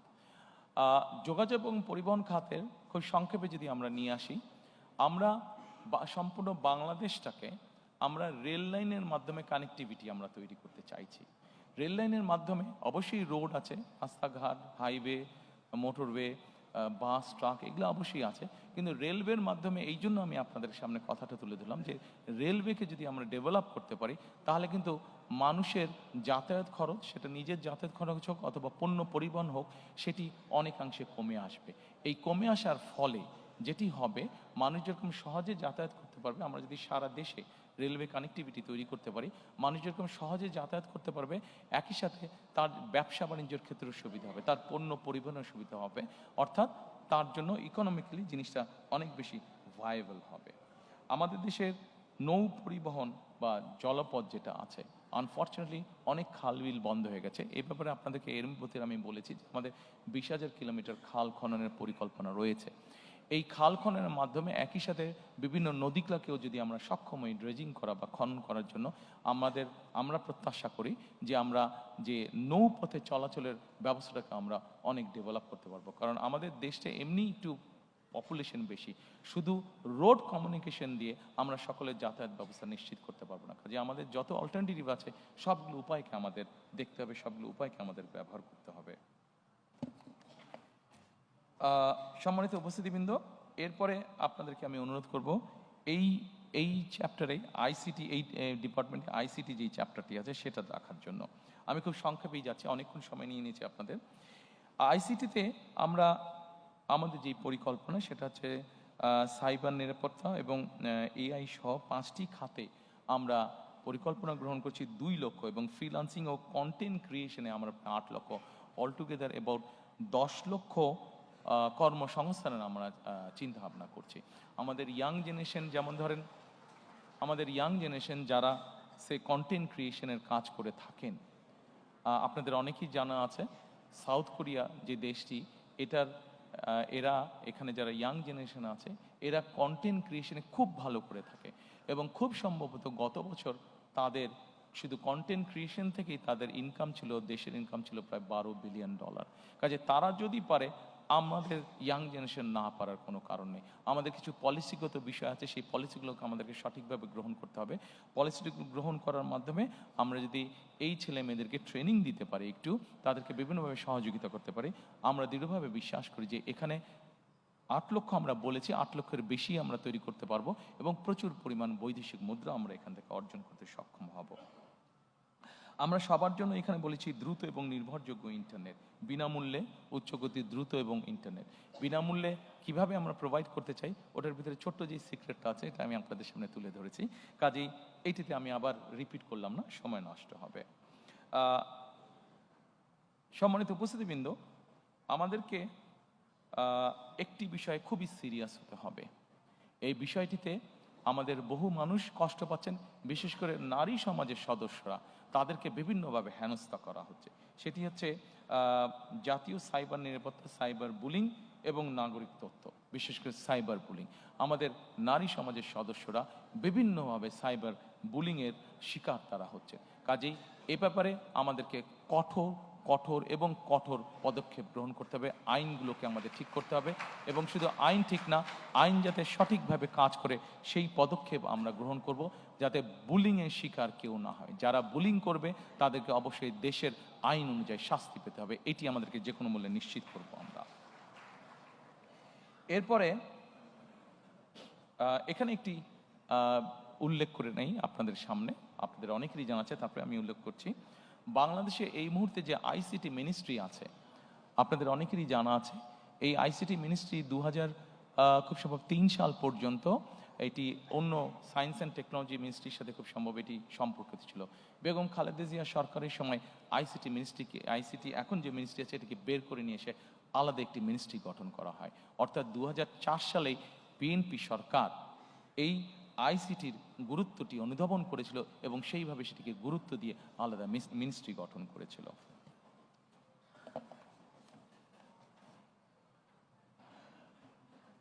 সম্মানিত উপস্থিতিবৃন্দ, এরপরে রাজস্ব আয় ও ব্যবস্থাপনা আছে। রাজস্ব আয় এবং ব্যবস্থাপনার মধ্যে অনেকগুলো সেক্টর আছে, আমি আলোচনায় যাব না, ডিটেইল আলোচনায় যাব না, আমি শুধু একটা কথাই বলবো। সম্মানিত উপস্থিতিবৃন্দ, একটি দেশ পরিচালনার জন্য অবশ্যই অর্থের প্রয়োজন হয়, রিসোর্সের প্রয়োজন হয়। আমাদের দল আমরা মনে করি আমরা যদি আমাদের সরকার মানুষের কর্মসংস্থান যত বেশি তৈরি করতে পারবে, বিনিয়োগের অবস্থা যত বেশি তৈরি করতে পারবে, যত বেশি মানুষকে বিনিয়োগ করাতে পারবে, অটোমেটিক নর্মালি সরকারের রাজস্ব বৃদ্ধি পাবে।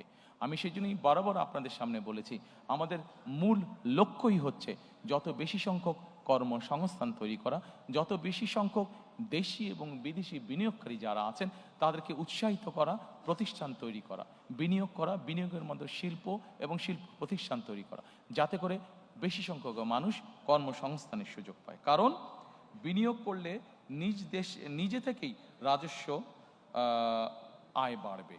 নাগরিকের আয় বাড়লে আমরা বিশ্বাস করি প্রত্যেকটি নাগরিকের আয় যত বাড়বে রাষ্ট্রের আয়ও তত বাড়বে। সেই জন্য আমরা ওইভাবে ট্যাক্স ইম্পোজ না করে আমরা চাই নাগরিকের আয় বাড়ুক। নাগরিকের আয় বাড়ানোর জন্য যা যা করা প্রয়োজন আমরা সেটি করতে চাই। নাগরিকের আয় বাড়া মানেই সরকারের বা রাষ্ট্রের আয় বাড়া। আমরা জিনিসটাকে এইভাবেই চিন্তা করতে চাই।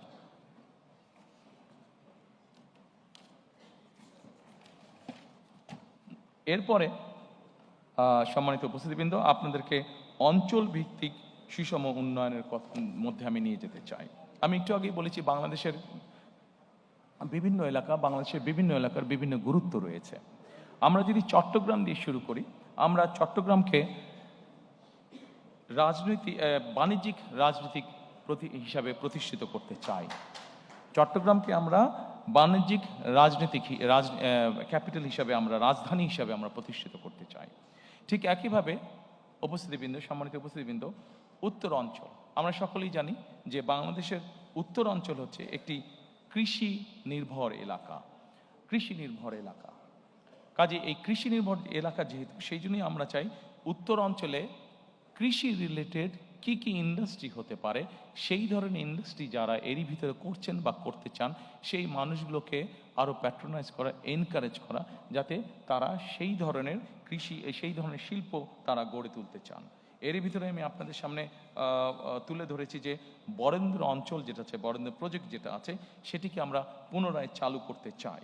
এর বাইরে আমি এর ভিতরেই বলেছি যে আম সংরক্ষণ, যেমন আমাদের প্রচুর আম হয় রাজশাহীতে, প্রচুর আম হয় চাঁপাইনবাবগঞ্জে, এই আমগুলোকে কিভাবে প্রিজার্ভ করা যায়, বা আমগুলোকে যেগুলো আম নষ্ট হয়ে যেতে পারে সেগুলো নষ্ট হবার আগে বাই প্রোডাক্ট কী কী তৈরি করা যেতে পারে, কৃষি সংক্রান্ত আরও যেগুলো বিভিন্ন পণ্য উৎপন্ন হচ্ছে সেগুলোকে কীভাবে বাই প্রোডাক্ট করা যেতে পারে। প্রচুর আমাদের আলুর প্রোডাকশন হয়, আলুর বাই প্রোডাক্ট কী কী হতে পারে সেই ধরনের ইন্ডাস্ট্রিগুলোকে গ্রো করতে সহযোগিতা করা। গ্রো করার মাধ্যমে একদিকে যেরকম ইনভেস্ট হবে, ঠিক একইভাবে প্রচুর কর্মসংস্থানের ব্যবস্থা হবে। এরপরে আমাদের যে হাওড় বাওড় আছে, এরপরে যেটি স্লাইড সেটিতে আমি যাওয়ার অনুরোধ করব। আমাদের দেশের বিভিন্ন জায়গায় বিভিন্ন হাওড় বাওড়ের কারণে বিভিন্ন প্রাকৃতিক দুর্যোগ বা বন্যা হয়ে থাকে। এই প্রাকৃতিক দুর্যোগ এবং বন্যাকে নিয়ন্ত্রণ করার জন্য অবশ্যই আমাদের টেকসই বাঁধ দরকার, এবং ব্লু ইকোনমি এটির মাধ্যমে আমাদের হাওড় বাওড় জায়গাগুলো আবার দেখতে অনেক সুন্দর, দেখতে যেহেতু সুন্দর এইগুলো, সেই জন্য এগুলোর মাধ্যমে আমরা এগুলোকে প্রোটেক্ট করার মাধ্যমে আমরা উপকূল উন্নয়ন বোর্ড গঠনের একটি পরিকল্পনা আমাদের আছে। এই উপকূল উন্নয়ন বোর্ড গঠনের মাধ্যমে আমরা ব্লু ইকোনমি এবং পর্যটনকেও এখানে এনকারেজ করতে চাই। এরপরে আপনাদেরকে আমি অনুরোধ করব যে নগরায়ণ ও আবাসন এবং নিরাপদ টেকসই ঢাকা বিনির্মাণ। সম্মানিত উপস্থিতিবৃন্দ, ঢাকা পৃথিবীর যে কোনো দেশের রাজধানী থেকে অত্যন্ত পপুলেট একটি জায়গা। এখন কেন মানুষ ঢাকায় আসছে? ঢাকায় মানুষ এসে বসবাস করছে অনেকগুলো কারণে। সন্তানের চিকিৎসা, বাবা মায়ের চিকিৎসা, সন্তানের লেখাপড়া, জব সিকিউরিটি, এনভায়রনমেন্ট, সব কিছু মিলিয়ে মানুষ ঢাকাতে কিছুটা বেটার ফিল করে। কিন্তু আমরা যদি এই ফ্যাসিলিটিগুলো যদি আমরা বিভিন্ন জায়গায় আমরা তৈরি করতে পারি, ঢাকার আউটস্কার্টে যদি আমরা যেই ডিস্ট্রিক্টগুলো আছে সেখানে যদি তৈরি করতে পারি, এবং সেখানে যদি খরচ কম হয় একজন মানুষের থাকার, সেখানে যদি ভালো স্কুল থাকে, সেখানে যদি ভালো ট্রিটমেন্টের ব্যবস্থা থাকে, সেখানকার পরিবেশটা যদি সিকিউর হয়, তাহলে আমরা মনে করি যে মানুষ সেখানেই থাকবে। হ্যাঁ, এখানে একটি বিষয় আছে, সেখানে থাকবে কিন্তু কাজ করবে কোথায়? কাজ সে ঢাকায় করতে পারে। একটু আগে আপনাদেরকে আমি বলেছি যে আমরা চাই রেল লাইনটাকে ডেভেলপ করার জন্য আমাদের পাবলিক ট্রান্সপোর্টটা। এখন এই মুহূর্তে ঢাকা থেকে চট্টগ্রাম যে রেলগাড়িটা আসে সেটার গতি 35 থেকে ম্যাক্সিমাম 40 মাইল, কিন্তু এটাকে যদি ঘন্টায় আমরা রেল লাইন যেটা আছে সেটাকে আমরা সঠিকভাবে তৈরি করে এটাকে যদি ঘন্টায় আমরা 80 মাইলে নিয়ে আসতে পারি বা 100 মাইলের কাছাকাছি নিয়ে আসতে পারি, তাহলে কিন্তু চট্টগ্রাম থেকে ঢাকায় আসতে আপনার 2-2.5 ঘন্টার বেশি লাগার কথা না। এবং 2-2.5 ঘন্টা যদি লাগে, তাহলে সময় লাগে, তাহলে যে কোনো মানুষ সেখান থেকে এসে ব্যবসা বাণিজ্য বা যেই কাজ থাকুক সেরে আবার একই দিনে ফিরে যেতে পারবে। ঠিক এইভাবে আমরা যদি ঢাকার আশেপাশের সিটিগুলোতে আমরা স্যাটেলাইট টাউন গড়ে তুলতে পারি এবং সেখানকার সাথে যদি রেল কমিউনিকেশন আমরা তৈরি করতে পারি, এবং মোটামুটি 1 ঘন্টা 45 মিনিটের মধ্যে মানুষ আসা এবং যাওয়া যদি করতে পারে, তাহলে আমরা ধারণা করছি যে বহু মানুষ তখন ঢাকা শহরে আর থাকবেন না। যেই ফ্যাসিলিটি ঢাকা শহর আছে সেগুলো আমরা ওখানে দিতে পারবো, এবং তার যেহেতু যাওয়া আসার জন্য ইজি হবে, তখন সেই মানুষগুলো তারা ওখানেই থাকবেন। শুধু যার কর্মস্থল ঢাকায় সে শুধু আসবেন, এসে কাজ শেষ করে আবার চলে যাবেন। পৃথিবীর অনেক উন্নত দেশগুলোতে এভাবে মানুষ করে থাকে। যদি তারা করতে পারে তাহলে আমরা এখনো করতে পারবো না। এটি আমাদের একটা চিন্তা ভাবনা আছে। এরপরে সম্মানিত উপস্থিতিবৃন্দ, আমি আপনাদেরকে অনুরোধ করব পর্যটন খাত দেখার জন্য। অনেকেই আমরা দেখি যে আমাদের দেশে কক্সবাজারের মানুষ যাচ্ছে, আমাদের দেশে আরও কয়েক জায়গায় মানুষ যাচ্ছে, কিন্তু আমরা যদি খেয়াল করে দেখি কক্সবাজারে যে পরিমাণ মানুষ যাচ্ছে সুন্দরবনে সে পরিমাণ মানুষ যাচ্ছে না। যাচ্ছে, কিন্তু সুন্দরবন কিন্তু অনেকগুলো ছোট ছোট প্রাইভেট সেক্টরে অনেক ছোট ছোট কিন্তু ট্যুরিস্ট স্পট হয়েছে। কেন যাচ্ছে না? এই জিনিসগুলো আমাদেরকে সুন্দরভাবে উপস্থাপন করতে হবে। আমাদের দিনাজপুরে এরকম অনেক পুরনো রাজবাড়ি আছে, অনেক মসজিদ আছে, অনেক মন্দির আছে যেগুলার ট্যুরিজম ভ্যালু আছে, যেগুলার হেরিটেজ যেগুলা আমাদের, কিন্তু সেই জিনিসগুলোকে আমরা উপস্থাপন করতে পারিনি সঠিকভাবে। নিশ্চয়ই আপনাদের চোখে পড়েছে, আমি যখন লন্ডনে ছিলাম তখন আমি হঠাৎ একদিন খেয়াল করলাম যে সৌদি আরব তাদের ট্যুরিজমের বিভিন্ন বিষয় অ্যাড দিচ্ছে ইন্টারন্যাশনাল টিভি চ্যানেলগুলোতে। তারা বর্তমানে সৌদি আরব তাদের ট্যুরিজমকে এনকারেজ করছে, বিভিন্নভাবে গড়ে তুলছে, ট্যুরিস্ট অ্যাট্রাক্ট করার চেষ্টা করছে। আমাদের এতদিন ধারণা ছিল সৌদি আরবে মানুষ শুধু যায় ধর্মীয় কারণে বা ব্যবসা বাণিজ্যের কারণে, কিন্তু এখন তারা আস্তে আস্তে ট্যুরিজম অ্যাট্রাক্ট করছে। তো সৌদি আরবের মতন দেশ যদি ট্যুরিজম অ্যাট্রাক্ট করতে পারে, তাহলে আমরা কেন পারবো না? আমাদের অনেক স্কোপ আছে, অনেক সুন্দর সুন্দর। আমরা রাজশাহীর আম বাগান যেটা আছে, দিনাজপুরের লিচু বাগান আছে, আমরা সেটিকে ঘিরে কেন ট্যুরিজম তৈরি করতে পারবো না? হল্যান্ডে যদি টিউলিপ গার্ডেন দেখতে যেতে পারে মানুষ, তাহলে আমাদের এখানে আমরা কেন এরকম গার্ডেন কোথাও নেই বা কেন তৈরি করতে পারবো না যেখানে মানুষ দেখতে যেতে পারে?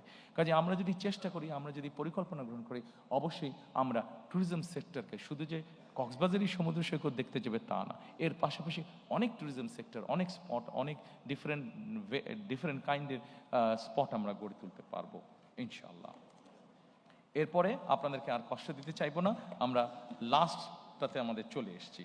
আমাদের যেই লাস্ট স্তম্ভটা, সেটিতে আমরা কম বেশি চলে এসেছি। এটি হচ্ছে ধর্ম, সমাজ, ক্রীড়া, সংস্কৃতি ও সংহতি। প্রথমেই আছে ধর্মীয় সম্প্রীতি ও পাহাড় ও সমতলের নৃগোষ্ঠী। সম্মানিত উপস্থিতিবৃন্দ, এটি অনেক বড় আছে। আমরা প্রথমেই বলেছি ধর্ম যার রাষ্ট্র, যার যার রাষ্ট্র সবার। আমরা এইভাবেই বিষয়টিকে দেখি, এইভাবেই জিনিসটাকে বিশ্বাস করি। আমাদের দেশের এক শ্রেণীর মানুষ আছেন যারা আমাদের জন্ম থেকে মৃত্যু পর্যন্ত আমাদের সাথে থাকেন, জীবনের অনেক গুরুত্বপূর্ণ মুহূর্তে যারা আমাদেরকে বিভিন্ন সময় বিভিন্ন পরামর্শ দিয়ে থাকেন। সেটি আমরা যারা ইসলাম ধর্মে আছি, ইসলাম ধর্মে আছে, যেটি অন্য ধর্ম মানুষ আছেন তাদের ক্ষেত্রেও তাদের ধর্মীয় গুরুরা আছেন। এরা কারা? এরা হচ্ছেন যে আমাদের ইসলাম ধর্ম অনুযায়ী বিভিন্ন ইমাম, মুয়াজ্জিম সহ বিভিন্ন খতিব সাহেবরা, এর বাইরে অন্য অন্য ধর্মের ধর্মীয় গুরুরা আছেন। এই মানুষগুলো অধিকাংশ ক্ষেত্রে আমরা দেখেছি বেশ মানবতার জীবনযাপন করেন অনেকাংশে। আমাদের একটি পরিকল্পনা আছে, ইনশাল্লাহ আমরা সরকার গঠনে সক্ষম হলে আমরা ধীরে ধীরে এই মানুষগুলোকে, আমরা ধীরে ধীরে বিভিন্ন মসজিদ, মাদ্রাসার খতিব, ইমাম সাহেব যারা আছেন, মুয়াজ্জিম সাহেব আছেন, অন্য ধর্মের ধর্মীয় গুরু যারা আছেন, তাদেরকে আমরা সরকারের পক্ষ থেকে একটা সম্মাননার ব্যবস্থা করতে চাই।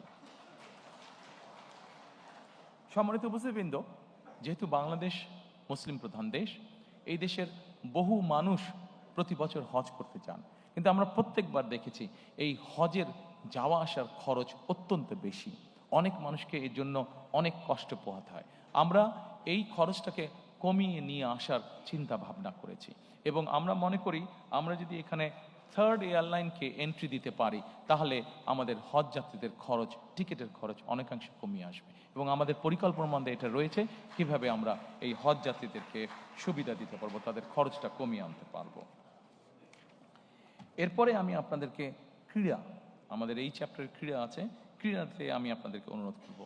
সম্মানিত উপস্থিতিবৃন্দ, এটি এমন একটা সাবজেক্ট, যেই সাবজেক্টটাতে কম বেশি প্রত্যেকটি মানুষের, সে যখন ইয়াং থাকে, শিশু অবস্থায়, সে যখন তরুণ অবস্থায় থাকে, যুব অবস্থায় থাকে, প্রত্যেকটি মানুষেরই কম বেশি আগ্রহ থাকে। আমরা শুধু আমাদের দেশে বিভিন্ন প্রফেশনাল তৈরি করতে চাই। আমাদের দেশে একটি সমাজ ব্যবস্থার মধ্যে হয় ডাক্তার হতে হবে, নাহলে ইঞ্জিনিয়ার হতে হবে, নাহলে আর্কিটেক্ট হতে হবে, অর্থাৎ নাহলে ব্যারিস্টার হতে হবে, এই ধরনের পেশাকে প্রাধান্য দেওয়া হয়ে থাকে।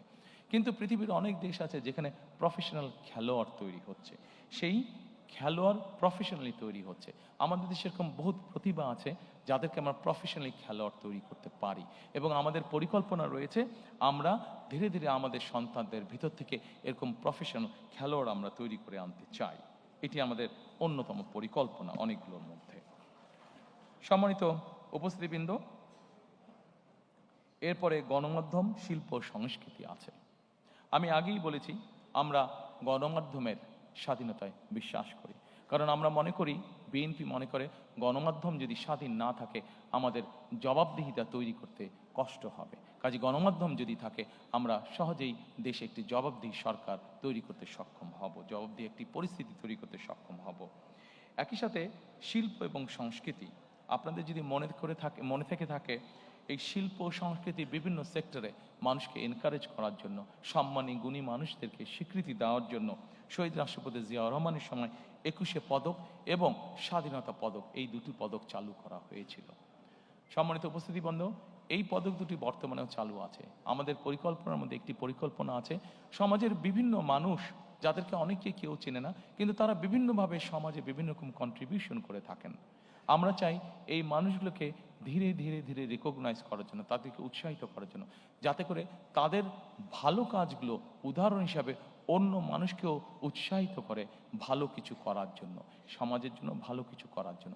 এবং এই মানুষগুলোকে কিভাবে সিলেক্ট করা যায়, এই মানুষগুলোকে কিভাবে এনকারেজ করা যায়, সেই ব্যাপারে আমাদের একটি পরিকল্পনা রয়েছে।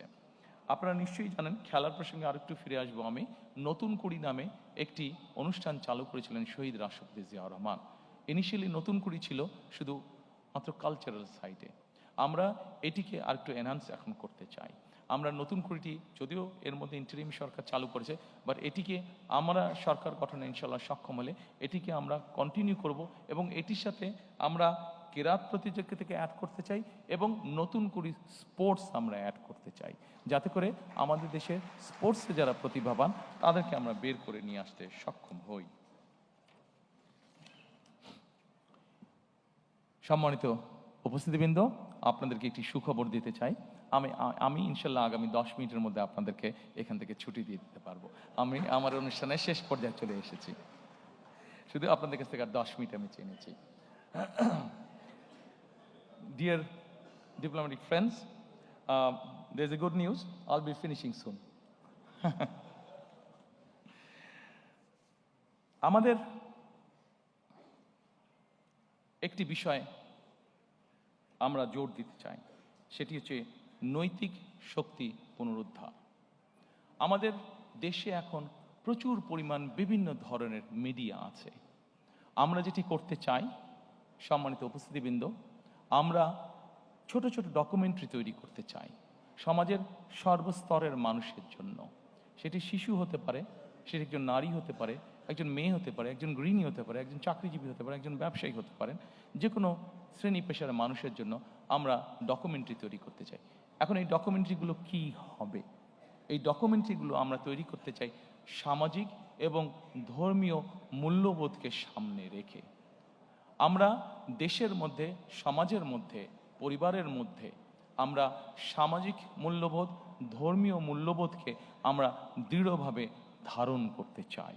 আমাদের দেশে বহুত আমাদের সামাজিক মূল্যবোধ রয়েছে, আমাদের অনেক ধর্মীয় মূল্যবোধ রয়েছে, যেগুলোকে আমরা যদি ধারণ করতে সক্ষম হই, তাহলে আমরা ধীরে ধীরে একটি সুন্দর, একটি শান্তিপূর্ণ সমাজ, পরিবার, দেশ গঠনে সক্ষম হব বলে আমরা দৃঢ়ভাবে বিশ্বাস করি। শেষে, একদম শেষে এসে শেষ করে দেবার আগে, সম্মানিত উপস্থিতিবৃন্দ, আপনাদেরকে আবারও আমি আন্তরিকভাবে ধন্যবাদ জানাতে চাই আমার এবং আমার দলের পক্ষ থেকে। কারণ আপনারা সকলে কষ্ট স্বীকার করে অনেকক্ষণ সময় ধরে এখানে বসে আছেন। শেষ যেই কথাটি বলে আমি আপনাদের কাছ থেকে আজকে বিদায় নেব, আমাদের এই ম্যানিফেস্টো পর্বটি আজকে শেষ করব, সেই কথাটি হচ্ছে, আপনাদের সামনে আমি এতক্ষণ পর্যন্ত যত প্ল্যান, প্রোগ্রাম, কর্মসূচি, পরিকল্পনা উপস্থাপন করেছি, তার কোনো কিছুই করা সম্ভব হবে না যদি না আমরা 3টি বিষয়ের উপরে সর্বোচ্চ অগ্রাধিকার না দেই। সম্মানিত উপস্থিতিবৃন্দ, আমি ব্যক্তিগতভাবে একজন মানুষ হিসেবে, একজন রাজনৈতিক কর্মী হিসেবে আমি মনে করি দুর্নীতি, আইনের শাসন এবং জবাবদিহিতা, আমরা যদি এই 3টির ব্যাপারে, যারাই সরকার গঠন করবেন, আমরা যদি এই 3টির ব্যাপারে কঠোর পদক্ষেপ গ্রহণ না করি, তাহলে আমরা আমাদের কোনো পরিকল্পনাকেই সফল করে গড়ে তুলতে পারবো না। এবং আজকে এখানে দাঁড়িয়ে আমার দলের পক্ষ হয়ে আমি আপনাদেরকে এতটুকু বলতে চাই যে আমার দল, বাংলাদেশ জাতীয়তাবাদী দল, আগামী 12 তারিখে নির্বাচনে জয়ী হয়ে ইনশাল্লাহ সরকার গঠনে সক্ষম হলে আমাদের সর্বাধিকার, সর্বোচ্চ অগ্রাধিকার থাকবে এই 3টি বিষয়ের উপর গুরুত্ব আরোপ করা: দুর্নীতি, আইনের শাসন এবং জবাবদিহিতা। যে কোনো মূল্যে আমরা এটিকে সর্বোচ্চ অধিকার দিব। সম্মানিত উপস্থিতিবৃন্দ, আজকে আপনাদের কাছ থেকে আবারও আপনাদেরকে আন্তরিকভাবে ধন্যবাদ জানিয়ে এই অনুষ্ঠানে অংশগ্রহণ করার জন্য আপনাদের সকলকে আন্তরিক শুভেচ্ছা জানিয়ে আজকে আমাদের এই ম্যানিফেস্টো অনুষ্ঠান আমি আনুষ্ঠানিকভাবে আমার পক্ষ থেকে আমার পক্ষ থেকে শেষ করছি। আমি আপনাদের সকলের কাছে বিদায় নিচ্ছি। Thank you so much. Member of diplomatic corps, thank you so much